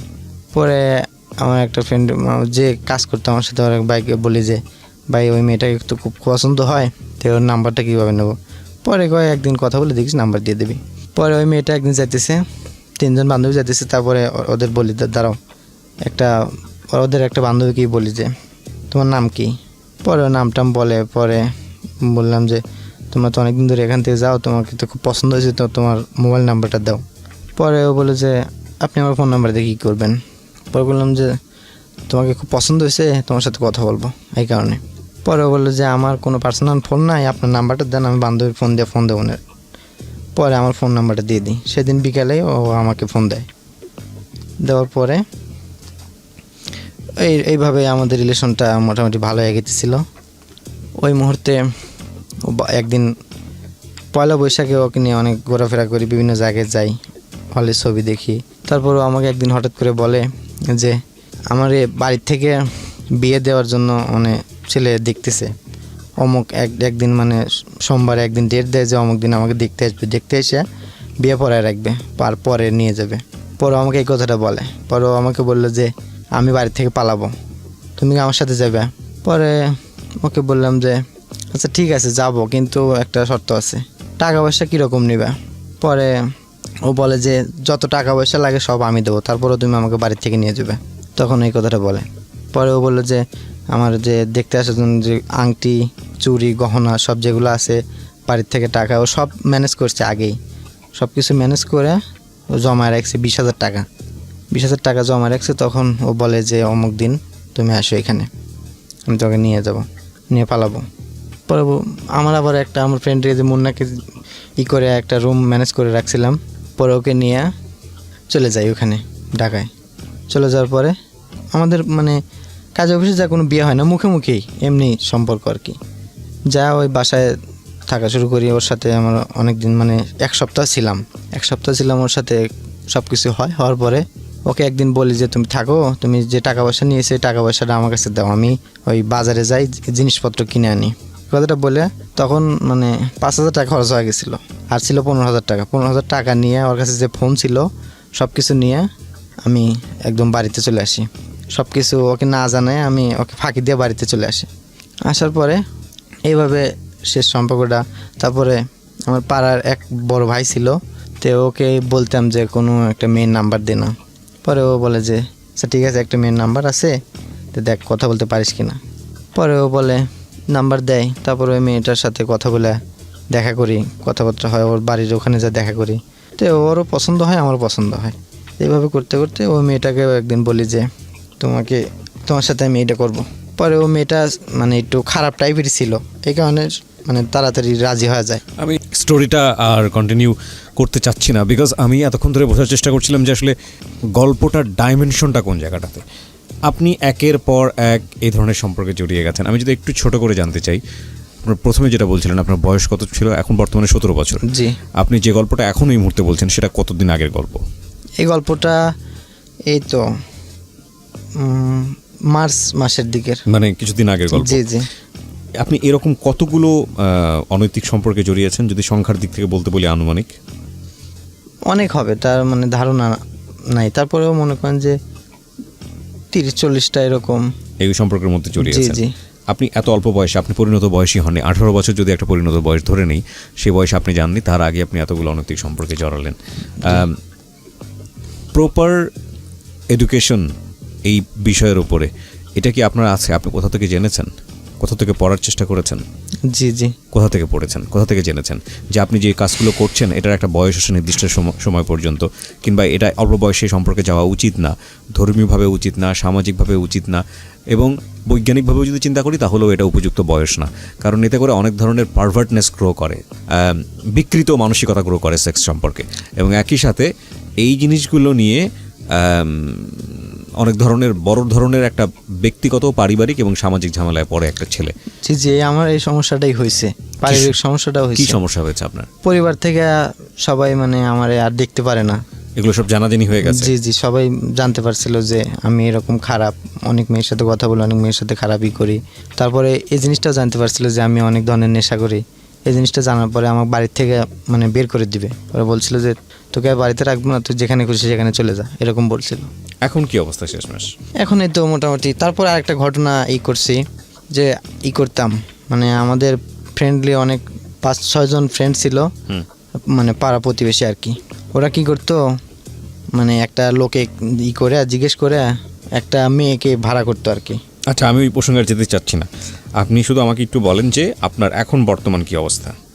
আপনি কি এসবের মধ্যে এখনও আছেন, নাকি বের হওয়ার চেষ্টা করেছেন, নাকি লাস্ট মানে কি অবস্থায় আছেন এখন? জি, এখন মোটামুটি সব কাজ করা মানে বাদ দিয়ে দিতেছি, ধীরে ধীরে নামাজ কালাম পড়া ধরছি আর কি। ওসব খারাপ কাজ থেকে আর ধীরে ধীরে বের হয়ে আসার চেষ্টা করতেছি। নামাজ কালাম পড়ছেন? জি জি। ওকে, তো কি মনে করেন আপনার এই যে আজকে আপনার এই পরিণতিটা, এটার জন্য দায়ী কি আসলে? এটার জন্য আমি নিজেই দায়ী। আপনি নিজেই দায়ী? নিজেই দায়ী, হ্যাঁ। কেন গেলেন এই পথে? আমি আসলে বলতে পারবো না। তারপরেও যতটুকু জানি, বন্ধু বান্ধবের খারাপ পাল্লায় পড়ে, তারপরে যে প্রথম যে রিলেশনটা করছিলাম ওই মেয়ের কারণে আমি আরো বিভিন্ন খারাপ পথে একটা বিষয় না বললেই নয় প্রিয় শ্রোতা, ও যেটা বলছে যে আমি ওখান থেকে সরে এসেছি, বিশেষ করে এই যে যৌন বিকৃতি চাহিদা বা যেটাই বলি না কেন, এটা সম্পর্কে যদি কেউ বলে যে আমি এখান থেকে সরে এসেছি, সেটা বিশ্বাস করাটা খুব কঠিন হবে। এই কারণে আপনারা নিজেরাও যদি একটু স্টাডি করেন, দেখবেন যে আমাদের ব্রেনের যেই অংশটুকু ড্রাগ নিয়ে কাজ করে, মানে ড্রাগ নিলে আমরা ব্রেনের যে অংশটুকু কাজ করে ড্রাগের জন্য, ঠিক একইভাবে এই সেক্সের ব্যাপারটাও ব্রেনের ঠিক সেই অংশটাই কাজ করে। তার মানে এটা এতটাই বেশি পাওয়ারফুল। পরিণত বয়সে গিয়ে যদি এই ধরনের সম্পর্কের মধ্যে না গিয়ে আমরা অপরিণত বয়সেই যদি এই বিষয়গুলো আমাদের জীবনে চলে আসে, তাহলে এটা এক ধরনের নেশার জন্ম দেয়। এবং এই নেশা থেকেই মানুষ, যেটা হয় যে ড্রাগের ডোজ যেভাবে বাড়তে থাকে, সেই একইভাবে মানুষ এই জায়গাগুলোতে স্যাটিসফাইড হওয়ার জন্য বিভিন্ন ধরনের বিকৃত চিন্তা চেতনার মধ্যে একটা সময় ঢুকে যেতে থাকে, এবং যেটার ফলশ্রুতিতে নানা রকমের ব্যভিচার সমাজে জন্ম নেয়। তো এইটা কথা আমি এভাবেই বলতে চাচ্ছি যে দেখুন, আজকে যে ছেলেটি এখানে কনফেস করলো, ও সোসাইটির একেবারে প্রান্তিক পর্যায়ের একজন মানুষ, তার জীবনে ঘটনা ঘটেছে। এবং এটা বলছি এই কারণে যে এই বয়সে এই ধরনের সম্পর্কে যাওয়ার জন্যে এই লেভেলের মানুষের অর্থের প্রয়োজন হয়, সে ধরনের ফ্রেন্ড সার্কেলের প্রয়োজন হয়, ফ্যামিলি গাইডেন্স না থাকলে যেটা হয়। কিন্তু ওর ক্ষেত্রে সবই ছিল, তারপরে এটা হয়েছে। তার মানে এগুলো এখন কতটা ইজি হয়ে গেছে আমাদের সোসাইটিতে। তো সেই জায়গাটি থেকে প্যারেন্টাল গাইডেন্সের জায়গায় যেন আমরা সতর্ক থাকি, কারণ আবারও বলি, প্রতিটা মানুষই সম্ভাবনাময়। পরিবেশ এবং পরিস্থিতি যদি অনুকূলে থাকে, তাহলে একটা মানুষ দিয়েই পুরো পৃথিবী পরিবর্তন করা সম্ভব। আনফর্চুনেটলি আমরা আমাদের সেই জায়গাটুকু বুঝতে পারি না, এবং যে কারণেই আমাদের বিপুল সম্ভাবনা প্রতিনিয়ত নষ্ট হয়ে যায়। এই ছেলেটির ক্ষেত্রেও হয়তো বা সেটাই হচ্ছিল। তবে এটা ঠিক যে ও রিয়েলাইজ করতে পেরেছে, যে কারণেই হয়তো আজকে সিক্রেটসের অনুষ্ঠানে আমরা শুভকামনা জানাবো ওর জন্যে। কিন্তু ও আমাদের মূল জায়গায় না, মূল জায়গায় হচ্ছেন আপনি এবং আপনার সন্তান। Please be careful on this issue. Thank you very much.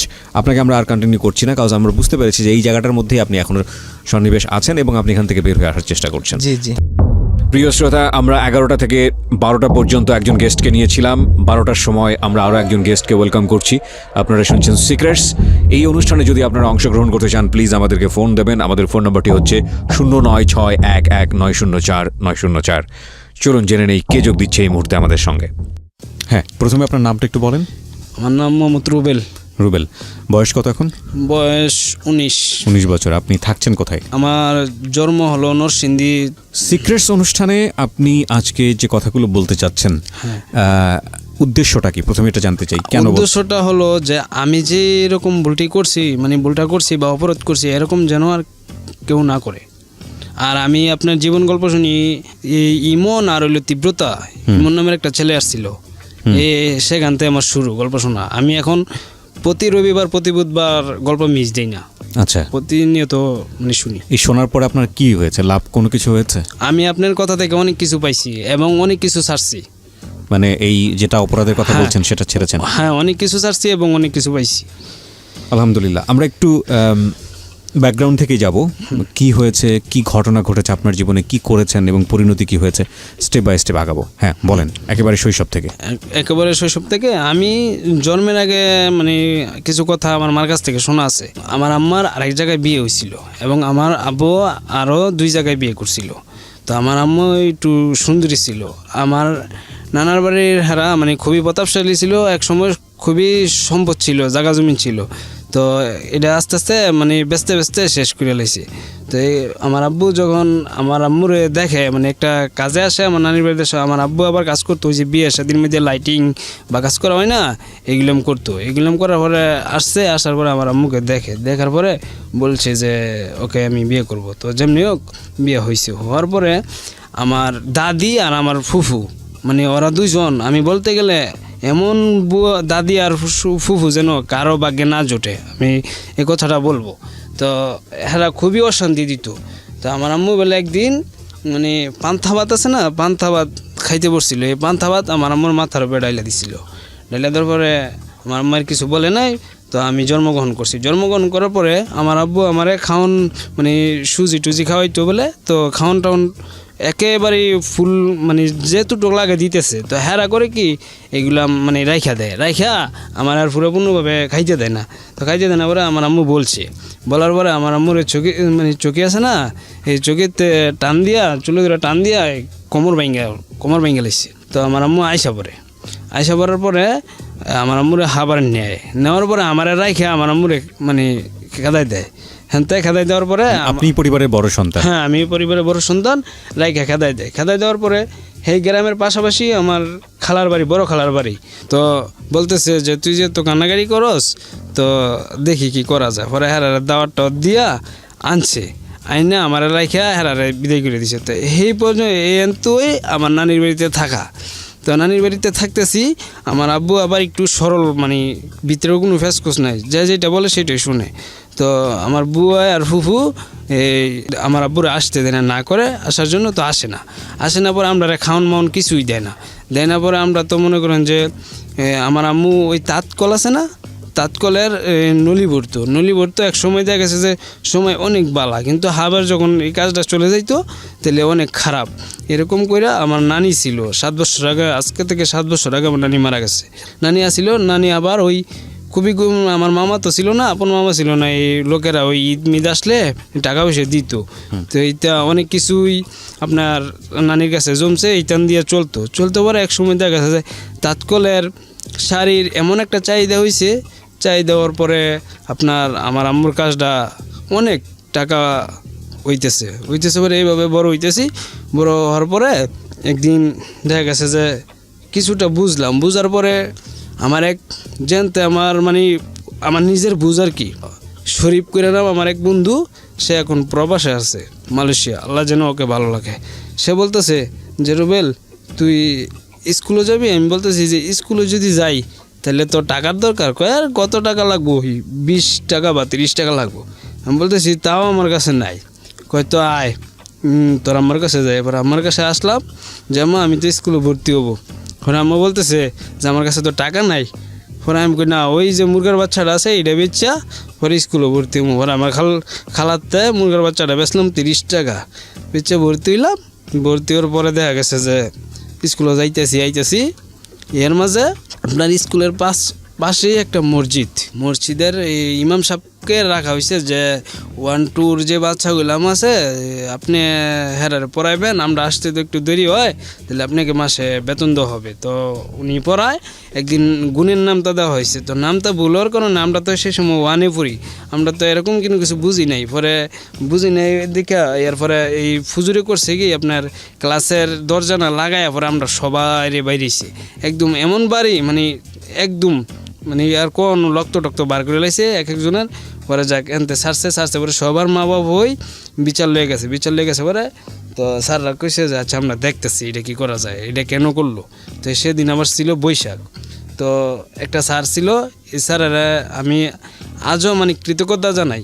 তো মাসুম স্যার বলে হেডমাস্টার। তো আমার আম্মু বলছে যে দেখেন স্যার আমার তো অনেক ফলাফাইন মারা গেছে, মানে এটাই তো আমার একমাত্র সন্তান, তাইলে আপনি ওরা দেখে রাখেন আর একটু বুঝায়েন, মানে বেশি বাড়ি টাড়ি দেন না। ব্যাকগ্রাউন্ড ভেঙে করার পরে স্যারে বলছে যে আচ্ছা ঠিক আছে আমি ওকে কিন্তু কিছু করবো না।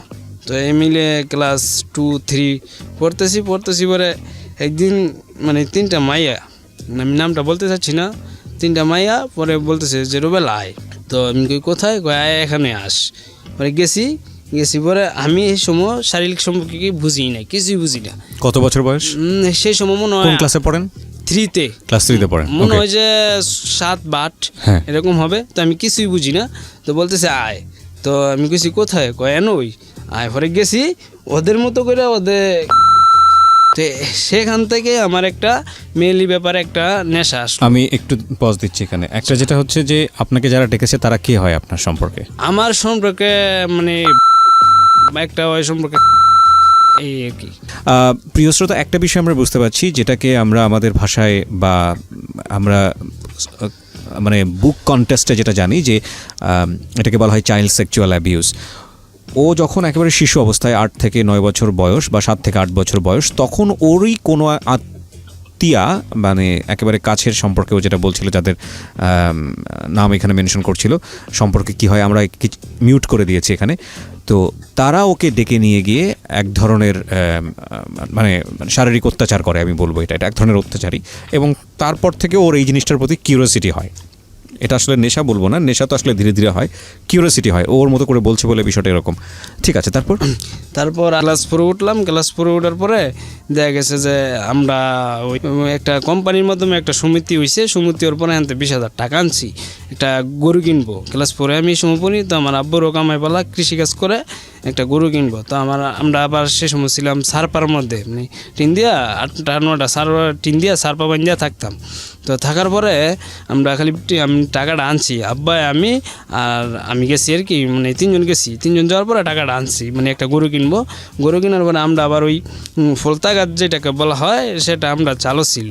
তো আব্বাই আবার কইতেছে যে মাছ আনছি, এটা ভালো করে নাই দাও, আমারে কইতেছে। তো আম্মাই করছে কি, এই টুল লইয়া যে তো যেমনি চালো গিয়া উঠছে, মানে ফারতো ফারাও শেষ, আম্মাইও পড়ে গেছে। আম্মাই পড়ে গিয়া আমার বাম মাত্রা একেবারে মানে কনিতে আটিটা বাইরে গেছে। পরে এই আমার চিকিৎসা করতে যে 20,000 টাকা শেষ হয়ে গেলো। তো 20,000 টাকা শেষ হয়ে গেছে পরে এখন তো আব্বাই তো আবার চলে গেছে আমার দাদির কাছে। তাহলে আমি তো সেই সময় কিছুই বুঝি না। তো আমি কিস্তি দিম কইতে গিয়ে মানে সপ্তাহে 550 টাকা তো আমি আর দিতে পারি নাই। পরে এই সমিতির অফিসাররা মানে আইসা আমারে খুবই মানে বকাঝকা করে, মানে খুবই বকাঝকা করে। এটা করে দৌড়ে নিয়ে যাবে সেই, মানে এটা একটা ছিল মালিকানা সমিতি, এটা কোনো কোম্পানি সমিতি না। তো দৌড়ে নিয়ে যাব। তো আম্মাই বলতেছে যে দেখবো তোর আব্বা তো টাকা পয়সা দিতেছে না, মানে এটা কী করবো, কেমনে বাঙু। পরে আমি কইলাম যে এটা কী করা যায়। পরে আমি বলতেছে লাগে একটা মানে বুদ্ধি করি। আমি কি পরে একটা বুদ্ধি করলাম, মানে একটা যে কোনো একটা চাল খাড়ায়, মানে আমরা কত হইলো যে লোকের টাকা নিমু 500 করে। তো এমনি লোক ভাব করছি যে তোমরা এটা দিলে এইটা হইব, মানে সরকারি ভাবই আর কি, মানে এইটা হইব। তো বেটি ভাই তো মহিলা লোক বুঝতে পারে না, তো আমরা টাকাটা দেওয়ার আমি পরে ঠিক বুঝতে পারিনি কিভাবে ভাও করেছেন। কিভাবে আমরা ওই বয়স্ক ভাতা আছে না, হ্যাঁ। ডিটেলে বইলে যাই বয়স্ক ভাতা আছে না। তো এই কইছি যে এই বয়স্ক ভাতা কেউ শুনায় না, মেম্বার টেম্বারে শুনায় না, মানে আমরা কাছে কয়েকটা নাম আইসে, উপজেলাতে আমরা গেছিলাম। তো যদি 500 করে টাকা দাও তাহলে এর নামটা তোমরা পাইবা। আর মেম্বারের কাছে দিলে তো 3,000 টাকা লাগে, 4,000 টাকা লাগে তোমরা যদি দাও। তো ওরা কইছে আচ্ছা ঠিক আছে। ওরা একজন ওই মানে এমনি 7-8 হাজার বা 10,000 টাকা হইব বা করে দেয়, মানে সবার লইয়ে মিললে। তো আমরা এমনি ছবি টবি সাইন টাইন নেওয়ার পরে টাকাটা দেয় পরে আমরা এই লিনটাতে উদ্ধার হই। আমরা উদ্দেশ্য ছিল যে এখন যেহেতু আইনে দিতেছি, পরে সময় হইলে না হ্যাঁ টাকা ফেরত দিয়ে দিব, কিন্তু এখন তো উদ্ধার হওয়া দরকার। তো যে মিলে উদ্ধার হওয়ার পরে আমার আব্বু আবার আসে, আমাদের বাড়িতে আসে, আমার বউর বাড়ি থেকে আসে। তো আমরা এই সময় মানুষের বাড়িতে থাকি। পরে আমার ভাই মরছে 5 জন, আমার বোন মরছে 4 জন, আমার ছোট। তো আমার একটা নেশা ছিল যে আমি কবিরাজি, আমার আম্মার লাগে যেহেতু কবিরাজের কাছে যাওয়া আসা করি, এটা আমি শিখবো, যে কোনো মূল্যে আমি শিখবো। তো শিখার পরে আমার ভাই কিন্তু মরছে 5 জন, আমার বোন মরছে 4 জন, আমার ছোট। মানে কি 9 জন মারা গেছে? হ্যাঁ 9 জন মারা গেছে। আপনার মায়ের পেটে? হ্যাঁ, আমার আপন মায়ের পেটে 9 জন মারা গেছে। আর আমার এখন 7 বছর হয়, একটা ছোট ভাই আছে। আপনারা 2 ভাই? হ্যাঁ 2 ভাই এখন বর্তমানে আছে, আর 1st ভাই মারা গেছে। ওকে। তো এইটা কি শিখবো। মানে হয়ে মারা যেত না পেটে? হয়ে মারা যাইতো, বা 2-1 দিন থাকতো, বা ঘন্টাখানি থাকতো, মারা যাইতো। এই কারণে আমরা কবিরাজের কাছে বেশি আওয়াজ করতাম। আচ্ছা। তো কবিরাজের কাছে যাওয়া আসা করতাম। আমি তো আমার নিয়ে যাইতো। ওই যে বললাম না যে আমার নানি ছিল, মানে ওর কোনো ছেলে ছিল না, মানে টি দাইলে টাকা পয়সা দিত। তো নানি অনেক টাকা পয়সা ভাঙার পরে আমি একদিন এক কবিরাজের কাছে গেলাম। তো আমার সামনে বয় রেখে জারে তো অনেক কিছু করে ওষুধ টষুধ দেয়। তো এটা নিয়ে হইলো যে আমি শিখবো, এটা দেখবো এটা কী আছে। তো তো এটা আমি যে কোনো মূল্যই শিখি, শিখার পরে কি শেখেন আপনি, কি শেখায় আপনি? আমার দুইটা জিনিসই উদ্দেশ্য ছিল, যে মেয়েদের সংসার ভাঙবো আর একটা ছেলের প্রতি একটা মেয়ের দুর্বল করবে, এটাই আমার এটা আপনি শিখলেন? এটা শিখলাম। কি শেখাইলো আপনাকে, কি করলো এটার জন্য? কবিরাজ আপনাকে কি বিদ্যা দিল? আমার বিজে কিতাব দিয়েছিল, আচ্ছা এখনো কিতাবটা আছে, আনি নেই, কিতাবটা আছে আমার। আচ্ছা, তো কিতাবের কিতাবটা মধ্যে হলো রজ্জাতুল নেসা তাবিজের কিতাব ওকে আছে। ওকে তো আমারে বলছে যে আচ্ছা তুই এমনি এমনি কর, তোর বয়স হয়েছে না, তো তুই করিস না। আমি কইছি না, আমার এই দুইটা জিনিস হলে চলবো। ওরা আচ্ছা শিখলাম। প্রিয় শ্রোতা, আমরা এই জায়গাটায় ছোট্ট একটা শিখার পরে ক্লাস 4-এ শেষ করে 5 উঠলাম। 5 উঠার পরে তো বন্ধু বান্ধব ছিল আমার, যে গল্পটা ভাইয়া মানে দেখাইছে বা শোনাইছে প্রথম, সে হলো রাজীব, এখন বর্তমানে সাভার আছে। তো ওর কাছেও বইলেছি যে ভাই আমি আজকে যাইতেছি। তো একদিন মানে আমরা তো মেঘনা নদীর পূর্ব পাশে বাড়ি, তো গাঙ্গের মানে নদীর পাশে আইয়া বইছি পরে রবিবারে রাত্রে, মানে আপনার পরে ওই তীব্রতা আর ওই ইমন এই ছেলেটার গল্প ছিল। পরে কইতেছে দেখ এই গল্পটা শুনি। পরে আমি বললাম যে আরে লেডু হইনে কি তুমি কি পাও? কয় আরে শুনে দেওয়াস না। পরে শুনলাম, শুনে কই না ভাই ভালোই লাগে। তো আমার যে অপকর্মের জীবনটা শুরু হইলো, তো পরে আমি 7-8টা বন্ধু ছিল, একমাত্র আমার মানে ঘনিষ্ঠ বন্ধু নাম ইউসুফ, আমার সময় নয়, সে এখন বারম প্রবাসী, আর জীবন যাতে আল্লাহ ভালো করে, আমি সবার কাছে দোয়া চাই। তো সে আমার ঘনিষ্ঠ বন্ধু। পরে কি করলাম, একদিন জোলাবাতি খেলবো, যে আয় আমরা মিল্লা খেলি পরে 30 টাকা করে রইছি। 30 টাকা করে লইয়া দেখি যে 180 টাকা হয়েছে 6 জনে নাকি 7 জনে। পরে সব কিনতে পারছি, মাংস আর কিনতে পারি নাই। পরে কইতেছি যে মাংস ঘুরতে কিনবো। পরে কইতেছে আরে গাঙ্গ না আস যায়, ল গিয়ে আসলো এই। পরে গেছি, গিয়ে দুঙ্গা 7 জনে 6টা হাঁস ধরছি। 6টা হাঁস ধরে জব করছি, জব করে খাইলাম টাইলাম। পরে হ্যান তুই শুরু হইলো, মানে চুরি যেটাকে বলা চুরি করা যেটাকে বলা হয়, যে হ্যান তুই শুরু হইলো। এর পরে প্রতিদিন গাঙ্গের থেকে 2-3টা করে আস ধরে লই বা এইটা করি মানুষের গাছের ফল লই। একদিন মজার বিষয় হইলো কি, আমি গেছি ওই ঠেলাজালি যেকে বলা হয়, আপনি চিনেন কি না ভাই? কইতে ঠেলাজালি ইসা মাছ ধরে। তো আমি গেছি মাছ ধরতাম, যাওয়ার পরে দেখি যে কিনো লোক নাই গাঙ্গের কাছে, শুধু বাইরে কয়টা জালের নাও মানে জাল বাইতেছে। তাই আমি কইতেছি হাঁসটি যেহেতু দৌড়তেছে, এ হাঁসেন তো 2টা দৌড়ে লইয়া যাবো। পরে 2টা হাঁস ধরলাম, দৌড়ে জব করে থুইয়া এমনি না, আমার তো কিনে কিছু নেই, ওই যে শামুকের সিনাই আছে না, শামুকের সিনাই দিয়ে জব করে থুইছি। তুইয়া মাছ ধরে বাইতে স্পিডে বলতেছি যে ভাইয়া না ইয়া করছি, তো 2টা হাঁস ধরছি। হ্যাঁ কইতেছে যে কই তুই ধরে থুইছ? আমি কই নদীর কাছে। কই তো আইলুই গেছি সাইদি কেটাই নিচে গা, আমি জব করে তুইছি কেটাই নিচে গা। পরে গিয়ে আবার 2টা ধরছি, 2টা ধরতে গিয়ে একজনের দেখ খেলাইছে। পরে এমনি আমরা অপকর্ম চলতেছে, গাছের ফল মানে যে কিনো কিছুই লাগতে না, ভালো কিনো কিছু হইলে আমরা নিয়ে আসি। রাত্রে যোগাযোগ করে ডাবেরতে দইরা, আমেরতে দইরা, জামেরতে দইরা, মানে কিনো কিছু এই এলাকাটার নাম হয়ে গেছে গা, যে হেরা এগুলাম করে। তো আমরা কেউ ধরতে পারে না, কিনো কিছু বলতে পারে না। তো সবার চেয়ে নিয়ম ছিলাম আমি, ওই মানে শক্তি মুক্তি মানে যেইটাই বল নাকি বংশ মিলে সবার চেয়ে নিয়ম ছিলাম আমি। যদি কোনো কিছু খবর পাইতো তাহলে আমার ধরতো, যে হ্যারে ধরলে হেরির নাম তো হ্যাঁ কইব। তো আমি জীবনও নাম কইতাম না, কারণ নাম করলে জানি যে হেরার লাগে শত্রুমু, হেরার লাগে শত্রুমু। তো এমনি চলতেছে। চলার পরে এখন আমরা এলাকায় আবার বাউল গান হয়, মানে শীতকাল আসলে বাউল গান হয়। তো বাউল গানও আমি আবার বড়দের লোকে চলতাম। তো আমার এক মামা সম্পর্কে নাম সিরাজ। পরে ওই বলতেছে যে রুবেল শান্তপুর গান হইতেছে, যাই। আমি কইছি যে আমার তো টাকা নাই। পরে বলতেছে যে টাকা তোর যা লাগে সব আমি দিমু, চল। পরে গেছি, যাওয়ার পরে আমার লগে আরেকটা লোক গেছে, আমরা 3 জন গেছি। যাওয়ার পরে গান শুরু হয় না, গান শুরু হয় লাইতে 10টা বাজে। তো ওই করে কি আমরা লোকের জায়গা আছে, হ্যাঁ বাদাম ওলাতে বাদাম লাইকে যাইতে মানে ভোট লাইকে এরকম করে। পরে আমি বলতেছি দেখো এটি তো হারার ব্যবসা, এটি করো করে, এটি তুমি ফার্স্টে কিনে লো। পরে এমনি গান শুরু এবার 10 মিনিট আগে আমার একটা মেয়ে দেখাইতেছে যে রুবেল এই মেয়েটা দেখতো। আমি কইতেছি কোনটা? কই যে সাদা তোয়ালি যে দিয়ে রাখছে, মেয়েটা দেখ। পরে আমি কইছি আচ্ছা ঠিক আছে। পরে আমি কই ওইটা? কয় হ। আমি কই কে লেগা? কয় হান্নানির বিয়ার লেগে কইছিলাম 2 লক্ষ টাকা আছে। আমি কই মেয়ের বাড়ি কই? কয় মেয়ের বাড়ি শান্তপুরই এনুই। পরে এইটা দেখছি, পরে মানে মেয়েটা যেমন আমার চোখে বাইজে গেছে, আসলে তো মেয়েটা খুব সুন্দর। পরে কে গান শুনবো? আমি কই তো মামা তোমরা বউ, আমি যাওয়ার সময় একখানো যাম গানে। পরে এই মেয়েটারে অনেকক্ষণ ধরে ফলো করতেছি, কিন্তু মেয়েটার ভাবি ছিল লগে, কিন্তু মেয়েটার ভাবি বুঝতে পারে যে আসলে মনে হয় যে ছেলেটা ওকে ফলো করতেছে। তো ফলো করতেছে, তো ফলো করার পরে লাস্ট পরে দেয় আমার এক বন্ধু ছিল নাম সানাউল্লাহ। পরে ওর কাছে জিগাইলাম যে সানাউল্লাহ এই মেয়েটা গাড়ারে, পরে কয় আমার নানির বাড়ির কাছে এই মেয়েটার নাম হইলো ফনুফা। তো মেয়েটার নাম ফনুফা, মেয়েটার বাবার নাম মার নাম সবার নাম ওই কইলো। কোয়ার পরে ওই যে সেরাজ মামা যে আমার লয়ে গেছে, সেরাজ মামার শ্বশুর বাড়ির লোক এলার মাইয়া আবার একটা ভরতো, মায়া ভরতো। তো আমি কইলাম যে এটা তো এমনি কোনো কিছু করান যাবো না, তো ওই মায়াটার কাছে গিয়ে দেখি কি করা যায়। তো মেয়েটার কাছে গেলাম, গিয়ে কইলাম যে দেখ, নামটা আমি বলতে চাচ্ছি না, যে দেখ এটা তো এমন এমন নাম ফনুফা, আমার মেয়েটা পছন্দ হয়েছে, এমনি কেমনি কী করতাম। কয় যে সুন্দর, মানে কি কইতাম। আমি কই, আচ্ছা আমি তোর একটা জিনিস দিয়ে দেই, তুই নিয়ে দিয়ে। পরে একটা চিঠি লেখা কাগজের লেখা দিয়ে দিছে, আর আমার নাম্বারটা লেখা দিয়ে দিছি পরে নিয়ে দিছে পরে লইছে, লইয়া বলে এই বাড়িতে নিছে আর কি, সহ দিছিল দিয়া দিছে পরে বাড়িতে নিছে। পরে আসছে পরে কয়দিন পরে আমি জিজ্ঞাসি কি করি মা, নিছে না ফালাই দিছে? কয় না নিছে পরে আমি কই তো আচ্ছা ঠিক আছে। আমার আবার সেই সময় মোবাইল ছিল না, আমার এক বন্ধু শাকিল ওর মোবাইলে সিমটা বসছি পরে সাইডে ফোন টোন আর দেয় না।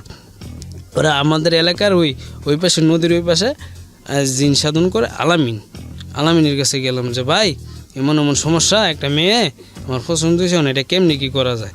বলছে যে তোর তো 2000 টাকা লাগবো। আমি 2000 টাকা লাগলে টাকা দিন, ঠিক আছে, কিন্তু মেয়েটা কেমনি কী করতে হইব?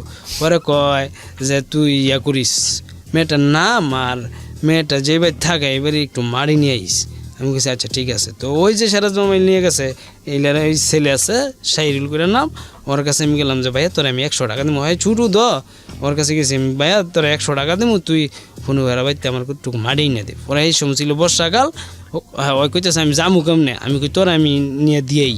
ওরে ইসবে আর আমি, ইসবের আবার নাও ছিল, নিয়ে দিয়ে আসছি পরে পরের দিনকে মাটিটা নিয়ে আসছে পরে ওটা নিয়ে গেছি পরে ওই একটা তাবিজ দিছে আর এক কটুক মাটি দিছে, মানে ওষুধ দিয়ে দিছে।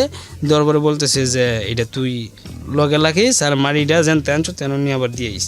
সাইরুল বলতেছি যে সাইরুল আবার তোর 100 টাকা দেবো, মাটিটা নিয়ে দিয়েইস। ঘরে বলতেছে আচ্ছা ঠিক আছে তুমি টেপ দাও। তো দিছে ঘরে টাকাটা দিছি দেওয়ার পরে মাটিটা নিয়ে দিয়েছে। দেওয়ার পরে মেয়ে 21 দিনের আমার টাইম দিছে, আলামিন ভাই 21 দিনের টাইম দিছে, যে 21 দিনের ভিতরে তার কাছে ফোন দিবই। আমি বলছি আচ্ছা ঠিক আছে ফোন দিলে। তো 21 দিন দিবাগত যেমন আজকে সকাল হইলে 21 দিন পার হয়ে যাবো গা, এমন টাইমে পরে ফোন দিয়ে বলতেছে যে এটা কি রুবেল? ওই যে আমার বন্ধুর কথা বলছি যে শাকিল, ও বলতেছে না হয়তো মোবাইল চার্জ দিয়ে গেছে, হয়তো এমন নাই। ও আর বলছে না যে আমার মোবাইলও, ওরা কইতেছে আচ্ছা ওরে দিলে একটু ভালো হইতো। তো আমি একটা দোকানও, আমরা তো বাজার নাই, একটা দোকানও রাত্রে টিভি দেখতেছি পরে পাশে দেনে গিয়ে আমার কালার উদুরে মানে বার করছে 2-3 জনে। পরে আমি বাড়ি গেলাম যে দেখ আমার এরকম করে বার করার মানে কি, এরকম করে বার করছে সারা দোকানের মনে কইতেছে যে কী হয়েছে। পরে ওই কইতেছে নয় শুনিয়া যা কীছে যে মনু ভাই ফোন দিছে। আমি তো এই কথা শুনে খুশি, মানে এমন একটা সুন্দরী মেয়ে আমার কাছে ফোন দিছে, আমি ভাবতেও পারি নাই। তো যাক ফোন দিছে, আমি পরে বললাম যে কী হয়েছে? পরে কয় দেখেন আপনি তো অনেক দিন ধরে ইয়ে করতেছেন, মানে আপনি তো কিছু বলতেও পারি না, মানে কিছু করতেও পারি না। আমি কইছি তুমি কী করতে চাও? তো আলামিন ভাই তো বলছো ওই যে তোর 21 দিনের ভিতরে কাজ হইব, তো আমার তো হ্যাঁ মানে একটা ইয়ে আসই। তো যাক এটা বাওয়ার পরে আমি বললাম যে আসলে আমি তো তোমার বিয়ে করব, তো তুমি আসতে পারবা নি? আচ্ছা ঠিক আছে আমি আসবো। তো আমি কইছি আচ্ছা তুমি আমার সাথে দেখা করো। ওরা কইছে আচ্ছা ঠিক আছে। তো মনে করেন আমরা গ্রামটা হলো জিতরামপুর আর ওদের গ্রামটা হলো শান্তিপুর, তো মাঝখানে তো 1 মাইল দূর হইব আর কি। ওরা কয় তো আপনি আসেন। তো যাওয়ার পরে আমার কথা হইলো যে এত সুন্দর মেয়ে আমার জীবনে আমি লাগতেও পারতাম না, আর বিশেষ করে আমার কাছে থাকতেও না, এটা আমার নিজেরই আমি জানি। তো জানার পরে আমি বলতেছি যে দেখো আমি যদি তোমার কাছে একটা জিনিস চাই তাহলে তুমি দিবা। পরে গেছে আচ্ছা তুমি কী জিনিস চাও দিমু। পরে ঠিক আছে শাকিল দেখলাম যে ভাই তুই এনে খারো। পরে ওই মেয়েটার কাছে লগে আমি শারীরিক সম্পর্ক করে আনতে বাদ্দা দিয়া আমি একটু পজ দিচ্ছি। আপনি যে মেয়েটা আপনাকে প্রস্তাব করলো সে মেয়েটার সঙ্গে আপনি এই ধরনের কাজ করলেন? বল আমি এই কারণে করছি যেহেতু এই ওষুধের রিয়েকশনটা যদি জাগা তাহলে এই মেয়ে আমার চিনতেও না, এরকম অবস্থায় এত সুন্দর ছিল মেয়েটা। মানে আমি বললাম যে আচ্ছা ঠিক আছে যা শেষ।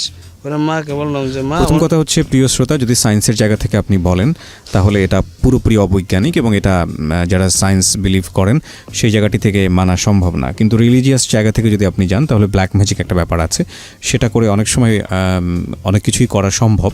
তো আমি যেটা বলবো যে অবশ্যই এটা অপরাধ, এবং অপরাধের জায়গা থেকে ও যেটা করেছে সেটা ভয়ানক রকমের বাজে কাজ। ওকে, তারপর আমি বললাম যা শেষ। তো আমার আম্মুকে বললাম যে আম্মু আমি তো সাকিনারে বিয়ে করবো, মানে আমার খালাতো বোন, আপন খালাতো বোন বিয়ে করবো। যে মেয়েটার সঙ্গে আপনার এটা হলো, সে মেয়েটার সঙ্গে যোগাযোগ অফ করে না, দিলেন? সেই মেয়েটা বাদ, কারণ জানি যে ওষুধের ইলেকশন গেলে মানে আলামিন ভাই বলছে যে বেশি হলে মাসখানি থাকবো, এরপরে আগের জায়গা তুই যাবো। তো আর আমার ঘুরা লাভ নেই, কারণ আগের জায়গাতে গেলে তো শেষ হই। তো এরপরে বাদ দিয়ে আবার মাকে বললাম যে আম্মু আমি তো সাকিনের বিয়ে করবো। পরে কইতেছে তো কইছে যেহেতু একটা লোক দিয়ে ফাড়াই, তো লোক দিয়ে যখন আমার খালার বাড়ি ফাড়াইলো, ফাড়ানোর পরে বলতেছে যে ওর তো বিয়ে ঠিক হয়ে গেছে গা, কথাবার্তা শেষ, হেরা বাদ্য দাওয়াত লয়ে গেলাম মিলে। তো যাক, এটা যেহেতু শেষ হয়ে গেছে গা, এইটার ছুটুটারে দিমু, মানে ওর ছুটু বোন আছে একটা, আর 3 বোন, তো ওর ছুটুটারে দিমু। তখন আপনার বয়স কত, আপনি বিয়ে নিয়ে চিন্তা আমার করছেন? বয়স তখন মনে হয় 15-16। আচ্ছা, 15-16 হবে। তো যাক, পরে কইতেছে দিব। আচ্ছা ঠিক আছে। আম্মা আর মানে আমি মানলাম না, না মানার কারণে আম্মা কইতেছে যে ওর যে যদি ওই বিয়ে দিতে পারে তাহলে আমার ছেলের তো আমি বিয়ে করাইতে পারবো। তো এই কারণে ওর বিয়ের 2 দিন পরে ওই আমার বিয়ের তারিখ হইলো, মানে ওর অবশ্যই মানে শ্বশুরবাড়ির কাজ হই। তো আমরা মেয়ে দেখতাম গেলাম। আসলে মজার ব্যাপার কোনটা জানেন, আমাদের হাতে ছিল শুধু 10 টাকা। মেয়ে দেখতাম গেলাম, মেয়ে দেখে দেখি যে অনেক সুন্দর সুন্দর, পরে সবাই, আমিও খুশি, আমার বন্ধু শরীফ যে হ্যাঁ খুশি, মানে সবাই খুশি যে ওই যে মেয়ের কথা বলছিল ওই মেয়ের চেয়ে সুন্দর। তা যাক, বিয়েটের তারিখ হলো, মানে যৌতুক দিবে 50,000 আর বরাত হবে 70 জন, আর আমরা 1 পর জিনিস দিব। কথা টথা শেষ, শুক্রবারে শেষ করে হলো, সোমবারে বিয়া। তো ঠিক আছে, তো বিয়ে হলো, মানে গেছি, যাওয়ার পরে বিয়ে হলো। হওয়ার পরে বাইতে নিয়ে চাই দিই মেয়ের কোনো, যেটা দেখে আসছি এইটার লগে কোনো ওই মেয়ের কোনো মিলেই নেই। পরে আমি আমারে বললাম যে আম্মা আমি তো ওই মেয়ে লাগবো না। পরে আচ্ছা যাক, দেখা যাক কী হয়। তো বিয়ের মধ্যে স্যার উকিল দিয়েছিল, ওর লগে আমার একটা আগেলে, মানে অনেক কিছুদিন আগের একটা শত্রু, মিল নাই মানেটা কি, একজন দেখিয়েছে আরেকজনকে দিয়ে হ্যাঁ, দিয়েছে? একজন দেখাইছে আর একজন দিছে, মানে যে মেয়েকে দিছে ওই কালা, ওর চেহারার কোনো বিশ্রী, মানে ওই চেহারার কোনো মিল নাই। আর যে মেয়েকে দেখাইছিল ওকে যে দেখবে মনে হয় সেই মানে পছন্দ করবে, এরকম একটা মেয়ে দেখাইছিল। তো আমার কইতেছি যে আম্মা ওরে উকিল দিও না, কারণ উকিল দিলে ওই যদি সুযোগ পায় তাহলে আমার কোনো কিছু ক্ষতি করতে পারে, কারণ ওর যেহেতু আমি আগে ক্ষতি করছি। ওরা কয় আচ্ছা ঠিক আছে, কিন্তু হইতো না। তো আমি কইছি তোমার যেটা ভালো মনে হয় তুমি এটাই করো। ওরা করার পরে দেওয়ার পরে আমি বলতেছি যে আমার তো মাথা নষ্ট, যে এটা কী মেয়ে দিল আমারে, আমি লাগবো না। পরে আমার ওই যে মাজারও খালার বাড়িতে থাকতাম আমরা, গড়বান্ধে আমরা, জায়গা ছিল না তো থাকতাম। পরে আমার খালু, আমার আব্বাই, মানে সবাই কইতেছে মাইয়া বালা, হ্যাঁ এই খারাপ, হ্যাঁ লাগতো না। তো পরে আমার আম্মাই আমার শুধু চাপড় দিত। পরে আম্মাই কইছে আচ্ছা ঠিক আছে দেখা যাক কী হয়। পরে ওই যে যারা উকিল দিছে সে একদিন হঠাৎ করে বিচার জমাইলো। বিচারে বললো যে কিরে কী সমস্যা, আমি নিজের থেকে বানায় কিছু 10 বার করলাম, 10 বার করে মেরে আমি মানে দোষী বানানোর চেষ্টা করি, কিন্তু ওই লোকের লাগে আমি পারি নাই। পরে মেয়েটা বলছে যে আমি খাইতে চাই, কিন্তু আমার লাগতো না। তো লাইলো কি 80,000 টাকা বিন দিছে, আমার 95,000 টাকা জরিমানা হবে, মেয়ের না লাগলে 95,000 টাকা দিতে হবে বিচারের মধ্যে। পরে আমার তো কত হইলো 95,000 টাকা সেই সময় দিমু কই থেকে, যদি থাকতো তাহলে অবশ্যই দিয়ে দিতাম, কিন্তু আমার তো সেই সমর্থন নাই। না এবার আম্মা বলতেছে যে কী করা যায়, আমি খালি কান্দি যে না আমি মেয়ে লাগবো না। পরে আম্মা বলতেছে যে আচ্ছা দেখা যাক, লো আমরা এনতে যামু গই। পরে একটা আমরা যে ঘরটা ছিল মনে হতো তো এই সময় পুরানোই ছিল ঘরটা, 20-30,000 টাকার মাল ছিল, কিন্তু টিন আছে না ভাঙ্গার হিসেবে বেশি বুধে মাইপা 4,000 টাকা বেচছিয়া সব জিনিসপত্র। একটা সৌরবিদ্যুৎ ছিল 40,000 ওয়াটের, সেটাও মানে কোম্পানিকে ফেরত দেয়, মানে অর্ধেকের তো অর্ধেক লসে দিয়া সব কিছু শেষ, মানে আমরা কোনো কিছুই নাই। এবারে গেলাম গা, ওই আসলাম টঙ্গী 27 খরতুল এন আসলাম একজনের সাহায্যে। আসার পরে দেখা গেছে যে কিনু কাজকাম করতে পারি না। তা আব্বাইও যাওয়ার পরে, মানে আঙ্গুর টঙ্গি যাওয়ার পরে বুঝছি, কিছুটা বোঝার পরে আব্বাই দিছে 5,000, আর আমার ওই যে মানে বর্তমানে যে খালা আছে, একটা খালা, 3টা খালা, তো একটা খালা আমার দ্বারা বেশি সহযোগিতা করে, ও আর কোনো ছেলে সন্তান নাই, ওই দিছে 20,000, মানে এমনি 25,000 টাকা দিছে শুধু আমরা চলার লাগে। তো টঙ্গি থাকলাম 1 মাস। ওরা আমার এক বন্ধু আসানুল্লাহ, ওর কাছে নরসিংদী সাইডের পরে আসলাম, আসার পরে যে বললাম যে ভাই এই সমস্যা, ওরা ওই বলতেছে যে আচ্ছা দেখা যাক তোরা আয় আর একটু ভাই আমি ব্যাগে যাইতে চাই। মানে যেই সময় নাকি বিয়ে করছে, আচ্ছা পরে বিয়ে করার পরে আমার ওই বন্ধু ইসব, আসান আর শরীফ এরা 3 জন গেছে আমার লগে হুলার মধ্যে। কিন্তু যাওয়ার পরে আমার তো মন মেজাজ ভালো না, কারণ কী দেখাইলো কী দিল, তো আচ্ছা বাদ যে একটা কিছু হইব।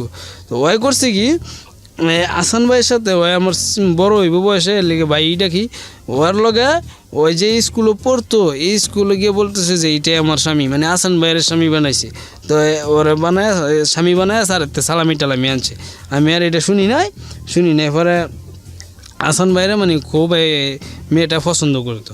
তা আসান ভাই একদিন বলে কি যে দেখ রুবেল তোর তো এই অবস্থা, মানে এই তোর বউ তো এই কয়। আমি কই তো কইলে লয়ে যাওয়ার সমস্যা কি, আমি তো এটা লাগতাম না জীবনও। ওরা যাক গেল গাইটা যাওয়ার পরে ইসবে বলতেছে যে দেখ ভাই তোর জীবনটা একদম নষ্ট হয়ে যাবো, এই মেয়েটার তুই লাখস। আমি কইছি নাই কখনো সম্ভব না, এই মেয়ে লয়ে আমি সংসার করবোই না। তো যাক পরে গেলাম গা নরসিংদীকে থাকলাম 1 মাস, টঙ্গী থাকলাম 1 মাস, কিন্তু কাজকাম করি না। মোট আমরা 25,000 টাকা নিয়ে নিলাম, মানে খালাইও দিছে আওলাত হিসাবে, খালি আব্বাই দিছে 5,000 টাকা মানে আমরা খাওয়ানোর জন্য। তো 20,000 টাকা নিয়ে নিলাম। মানুষ খালি কয় যে ইয়া তো হেরা রুবেলটা কাম করে না, এমনি চলাফেরা করে, আবার রুম ভাড়া দেয় মাসে 3,000, মানে কেমনে চলে দি সারাদিন ঘুমায় আর খাইতেছে, মানে বালা কই ইয়া চলতেছে কেমনে চলে। তো আমরা না জানি যে আমরা বাড়ির থেকে টাকা নিয়ে চলতেছি। তো নরসিংদী দেওয়ার পরে যে বাড়িতে ভাড়া আসি সেই বাড়িতে এসে দেখি একটা মেয়ে মাইয়া শেফালি করে নাম। তো আমরা এই তো 1 মাস থাকি, 10-12 দিন হয়েছে পরে আসান ভাইও আবার আমার লগই থাকে। ওরা আমি বললাম যে ভাই এই মায়ের টাকাটা রে, পরে বলতেছে যে ওই ভাড়া থাকে, ওর বাড়ি সিরাজগঞ্জ কই বলছে যে ওর বিয়ে হয়েছে, কয় বিয়ে হয়েছে। আমি কই তো মেয়েটার তো খুব ভালো লাগছে, তো এখন কি করতি, এখন তো মেয়ের বিয়ে হয়ে গেছে গা। তো আমি যদি কোনো কিছু একটা করতে পারি তাহলে তোমার কোনো সমস্যা, কয় তুই কি করছ, আমার কি সমস্যা থাকবো, আমার ওর বালা নেই, তুই করতে পারলে সমস্যা নেই তুই। কথা না বাড়িয়ে রুবেলের কাছে আবারও ফিরছি। পরে আমি কই আচ্ছা ঠিক আছে। ওই যে আমি বললাম যে শুরুতেই বললাম যে আমার ওই যে কবিরাজি মানে মানে বিষয়ে একটু অভিজ্ঞতা করছি। তো করার পরে আমি নরসিংদী বড় বাজারের ভিতরে আসলাম। আসার পরে 3টা ওষুধ লাগলো। 3টা ওষুধ লাগার পরে আমি সব কিছু নিলাম। নেওয়ার পরে আমি ওই কাজটা করার পরে মেয়েটা 7 দিনের ভিতরে আমার আপনি নিজে করেন? আমি নিজেই করি। ওষুধ মানে আমার 400 টাকার মতো খরচ হয়েছিল ওষুধটা নেওয়াতে, নিয়ে নিজেই করি। নিজে করার পরে মেয়ে আমার 7 দিনের মধ্যে অফার দেয় পরে আমি যেটা করছি এটা মনে করেন যে 2 বছর মতো মেয়ে থাকবো আশা করা যায় আর কি। পরে মেয়েটা আমার 7 দিনের মধ্যে নিজে অফার দেয় যে তোমাকে তোমার আমার পছন্দ হয়। তারপরে এই মেয়েটারে আমি একাধারা মানে 6 দিন নাকি 7 দিন ইউজ করার পরে ও যে ওষুধটা যে জায়গায় খাড়াইছিলাম সেখান থেকে আমি তুলে দিই যে হাসান ভাই আমি তো এই কাম করে এটা করছি, এখন তো উড়াই দিছি। আচ্ছা ঠিক আছে উড়াই তুলে দিছি। তো এর পরে এই মেয়েটার লগে বাদ আমি যখন ওষুধটা উড়াই লাইছি ওই মেয়েটা আমার যেমন চিনিই না এরকমভাবে থাকে। তো যাক এটা শেষ। পরে আমরা বাড়িতে আর চিন্তা ভাবনা মানে বাড়িতে আসবো। পরে আমার ওই মামা ওর কাছে ফোন দিলাম যে মামা এখন কি করা যায়। পরে কইতেছে সমস্যা নাই তোরা বাইতায়, তুই বাইতায়। ওর আম্মারে বললাম যে আম্মা মামাই তো বলছে যে বাই যাওয়ার লেগে। তো কয়তো আমার দিছে আমি কত কম দিস তো দিলাম। দেওয়ার পরে ওই যে আমার ওই যে প্রথম স্ত্রী ওর কিন্তু মানে ডিভোর্স হয় না, কোনো কিছু ফেসও ভাঙ হয় না, আমার তলেই আছে। আর ওদেরকে আমি ফোন দিয়ে এমন বকি মানে মুখে বলা কোনো দিন সম্ভব না। মানে বকি এই কারণে যে আমার তো যেমন হেরার মনটা উইটা যায়, এই কারণে আমি বকি। তো বকার পরে বলতেছে যে আয়। তো আমি কইতেছে আচ্ছা ঠিক আছে যামু। পরে এইসব যে আমার বন্ধুটা ওই বলতেছে আয় কাম লাগলে একটা মাইরালাম, তো তোর শৈল দিতাম নাগাদ করতো, আয় তুই। তো গেছি আমরা বাড়িতে আসলাম। আসার পরে আমরা তো ঘর বাড়ি সব শেষ, কিছুই নেই। ওই যে আমার নানার জমিন ছিল 15 সিম, এখানে মাড়ি বইতে শুরু করলাম। আমার খালার সারফার ভিতরে থাকিয়া তো মাটি বইতেছি। বওয়ার পরে একটা বাড়ি করলাম, ছোট্ট বাড়ি করার পরে খালার চারপাটা ওই মানে আমার সংসার ভাঙার পরে খালার সংসারও ভাঙে গেছে। আমার খালু আমার খালারে সাইডে ডিভোর্স দিয়ে দিছে, কারণ আমার যেহেতু আমি কথা শুনছি না, আমার খালারও মানে ডিভোর্স দিয়ে দিছে। তো খালায় আমরা তো থাকতাছি। তারপরে ওই যে যেই ফেসটা যেইভাবে ওই 15,000 টাকা দা ভাঙি মানুষ টানুষ ধরা বলছে যে 15,000 টাকা নিলে নাও, নাইলে তোমরা যেই ভুল করছো, কারণ একটা দেখায় আর একটা দিছো, তোমরা হিসেবে টাকাই ভানান না, তোমরা নিলে নাও না নিলে যাওগা। তো 15,000 টাকা দিয়ে ফেসকুস ভাঙ্গি, এটা গেল ভাঙ্গার পরে প্যাসগুজ ভাঙেন মানে হচ্ছে আপনার স্ত্রীকে ডিভোর্স দিয়ে দেন। হ্যাঁ ডিভোর্স দুনো পক্ষে মিললেই ডিভোর্স দেওয়া হয়। তো দেওয়া হয় পরে তো আমরা ঘরটা বান্ধি পরে মানে আমি ফোন দিছি আসান বাইরে নরসিংদী যাই থাকে, আর ফোন দিছি যে ভাই এখন তো সব কিছু শেষ, ঘরটারও মানলাম, মানে পজিশন একটু ভালো, তো এখন তো ভালো লাগে না, এমনি কী করা যায়, ভালো না লাগলে আমার কাছে আয়, তোরা বিয়ে করাবো। বলছে আচ্ছা ঠিক আছে তুমি বিয়ে করাইলে করো। পরে বিয়ে করাইবো। পরে একটা মেয়ে দেখলাম সর্দুগুল্লি, মানে আমরা বর্তমান চেয়ারম্যান যে ওর বাড়ির কাছে, কেমন মেয়ে পছন্দ হয়েছে? আমি হ্যাঁ মেয়ে পছন্দ হয়েছে। বিয়ে টিয়া সব কিছু হইলো, হওয়ার পরে ওই বাসরগঞ্জ যেটাকে বলা হয় দিল। আমার লগে কেটে ছিল আমার বড় ভাই আমিরুল আর ওই যে ইসো ওই ছিল।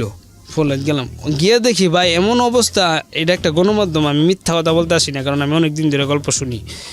এমন অবস্থা, মেয়ে একদম মেন্টাল, মেয়ের মাথার মধ্যে মনে হয় কিছু নাই, একদম মেন্টাল। তো যাক মেন্টাল পরে হারারে নিয়ে আমি দেখাইলাম যে ভাই এই সমস্যা দেখো তোমরা। পরে কয় তো আচ্ছা তুই যদি মিশা কথা কস আর দেখি। দেখার পরে ওরা বলতেছে যে এই মেয়ে নিয়ে তো কোনো দিনও সংসার করা সম্ভব না। আমি কই তো এখন কী করা যায়? আচ্ছা তুই বাইতে আয়। তো বাইতে এলাম, বাইতে আর আমার বলতেছে আম্মু আমার তো এই সমস্যা, তোমরা কি করাইছো না করাইছো এখন দেওয়া এই অবস্থা। মেন্টাল বলতে কিভাবে বুঝলেন? মানে মেন্টাল ভাবে আমি স্বামী স্ত্রী কত মানে একটা বাসর ঘরের মধ্যে কত মানে কথাবার্তা থাকে না, ওই কিনে কিছু বুঝে না, মানে কিনে কিছু জব দেয় না, মানে ওর মতোই ওই আসছে এরকম সিস্টেম আর কি। তো বুঝলাম, তো ওরা নিয়ে দেখাইলাম, ওই বললো যে এটা নিয়ে তো কোনো দিন সংসার করা সম্ভব না। তো আমরা বললাম যে আম্মা এই সমস্যা, আর আম্মা কয় যাক চালু হইব না, এটা লইয়ে তো সংসার করতে হইব। ওরা যখন নাকি ফোনে বলছে এই কথাটা, আমি আমার শ্বশুর বাড়ি থেকে ডাইরেক্ট নরসিংদী চলে আসি। আমার আর কোনো খোঁজখবর নাই, আমি ইসবত তো বইলেই না, আমার বড় ভাই তো বইলেই নাই যে আমি কই গেছি। আমার কথা হলে তো আমার মা বলতেছে যে এটা নিয়ে তোর সংসার করতে হইব, আমি এটা নিয়ে সংসার করবো না, আমি বাড়িতে যাবো। ওর মায় বলতেছে যে তুই কই আসস? আমি বলছি যে আমি নরসিংদী আছি। আয় তোর এটা ফেসকুস মানে যেমনি হোক সমাধা একটা এটা করে দিব মনে। তো যাক কিছুদিন পরে 15 দিন পরে যাওয়ার পরে আমারই বড় ভাই নেতা, মানে ওই বিচার আচার করে, মানে ওর ক্ষমতা আছে ভালো, ওর কাছে বললাম যে ভাই এই সমস্যা এখন তো এমনি বলছে ওরা ওই চেয়ারম্যানের কাছে ফোন লাগা বলতেছে যে বিআই মানে জিতরামপুরের যে একটা ফেস মেম্বারের বাড়ির কাছে, এটা তো আমারই ফুয়ত তো ভাই, এটা তো মেন্টাল আপনারা জানেনই, তো এই ফেসকুসটা মানে কিন্তু আপনি যাতে কিন্তু কিছু না করেন এটা দলীয় চলা সম্ভব না, এটা ভাঙ্গিয়া দেন। ভরা কইতেছে মেম্বারের উপরে আমি দিয়ে দিছি দায়িত্ব, মেম্বারের যা করে তাই। তো 20,000 টাকা দেওয়ার অন্য দরকার নাই, তুই যত 20,000 টাকা দিতে পারবি, 25,000 টাকাও দিতে পারবি, 25,000 টাকা তুই দিয়ে দিবি। পরে আমার আম্মু বলছে যে আমার তো টাইম লাগবে। ওরা কয় কেমন টাইম? কয় 1 মাসের টাইম লাগবে। তো 1 মাসের টাইম দিল ওরা, 1 মাসের ভিতরে 25,000 টাকা দিয়ে দিব, ওরা ডিভোর্স দিয়ে যাইব। মানে আপনার সেকেন্ড বিয়েটাও একই অবস্থা? হ্যাঁ। তো আমরা তো মানে 25 টাকা হাতের মধ্যে নাই, কী করবো? ওরা টেনশন মাথার মধ্যে। পরে সাবেক মেম্বার, বর্তমানে 2011 সালে মেম্বার আসছিল, ওর কাছে গিয়ে বললাম যে ভাই আমার তো ব্রাক একটা নাম দিতে হইব। ওরা কাছে আচ্ছা ঠিক আছে।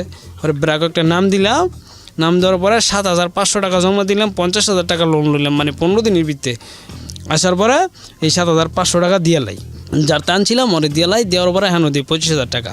আর এমনি আমার খরচ মিলায়া ওই টাকাটাতে মনে হয় 10-15,000 টাকা থাকে, আর সব খরচ হয়ে যায়। তো প্রতি মাসে কিস্তি দেওয়ার লাগে 5,500 টাকা করে, আর হ্যাঁ হয়েছে 800 টাকা করে, এমনি কিস্তি দিয়ে যাইতেছি বলে আরেক বছর 2017-তে, এটা তো 2018-2017 রমজানও বিয়ে দেখতেছি আমার তো আমার লাগে মনে করেন যে ভালো বিয়ে দেখছে। হ্যাঁ আবারও বিয়ে দেখতেছি, কিন্তু ভালো সম্বন্ধ আসতেছে, কিন্তু এলাকার লোকেরা বলতেছে যে হ্যাঁ ভালো না, হের ফ্যামিলি ভালো না, বউ দেখতে পারে না, মানে 2টা বউ খেলাই দিছে, এই কারণে আসতে পারে না।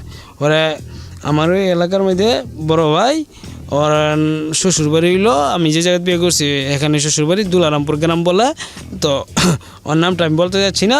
তো সব দেখাশোনা হইলো, মেয়ের বেলা আগে একটা বিয়ে হয়েছে, তো সব দেখাশোনা হয়েছে। পরে ও আমার মেয়ের বাড়িরা বলতেছে যে ওই যদি বলে বা ইমুকের জামাই যদি বলে তাহলে আমরা বিয়ে দিম।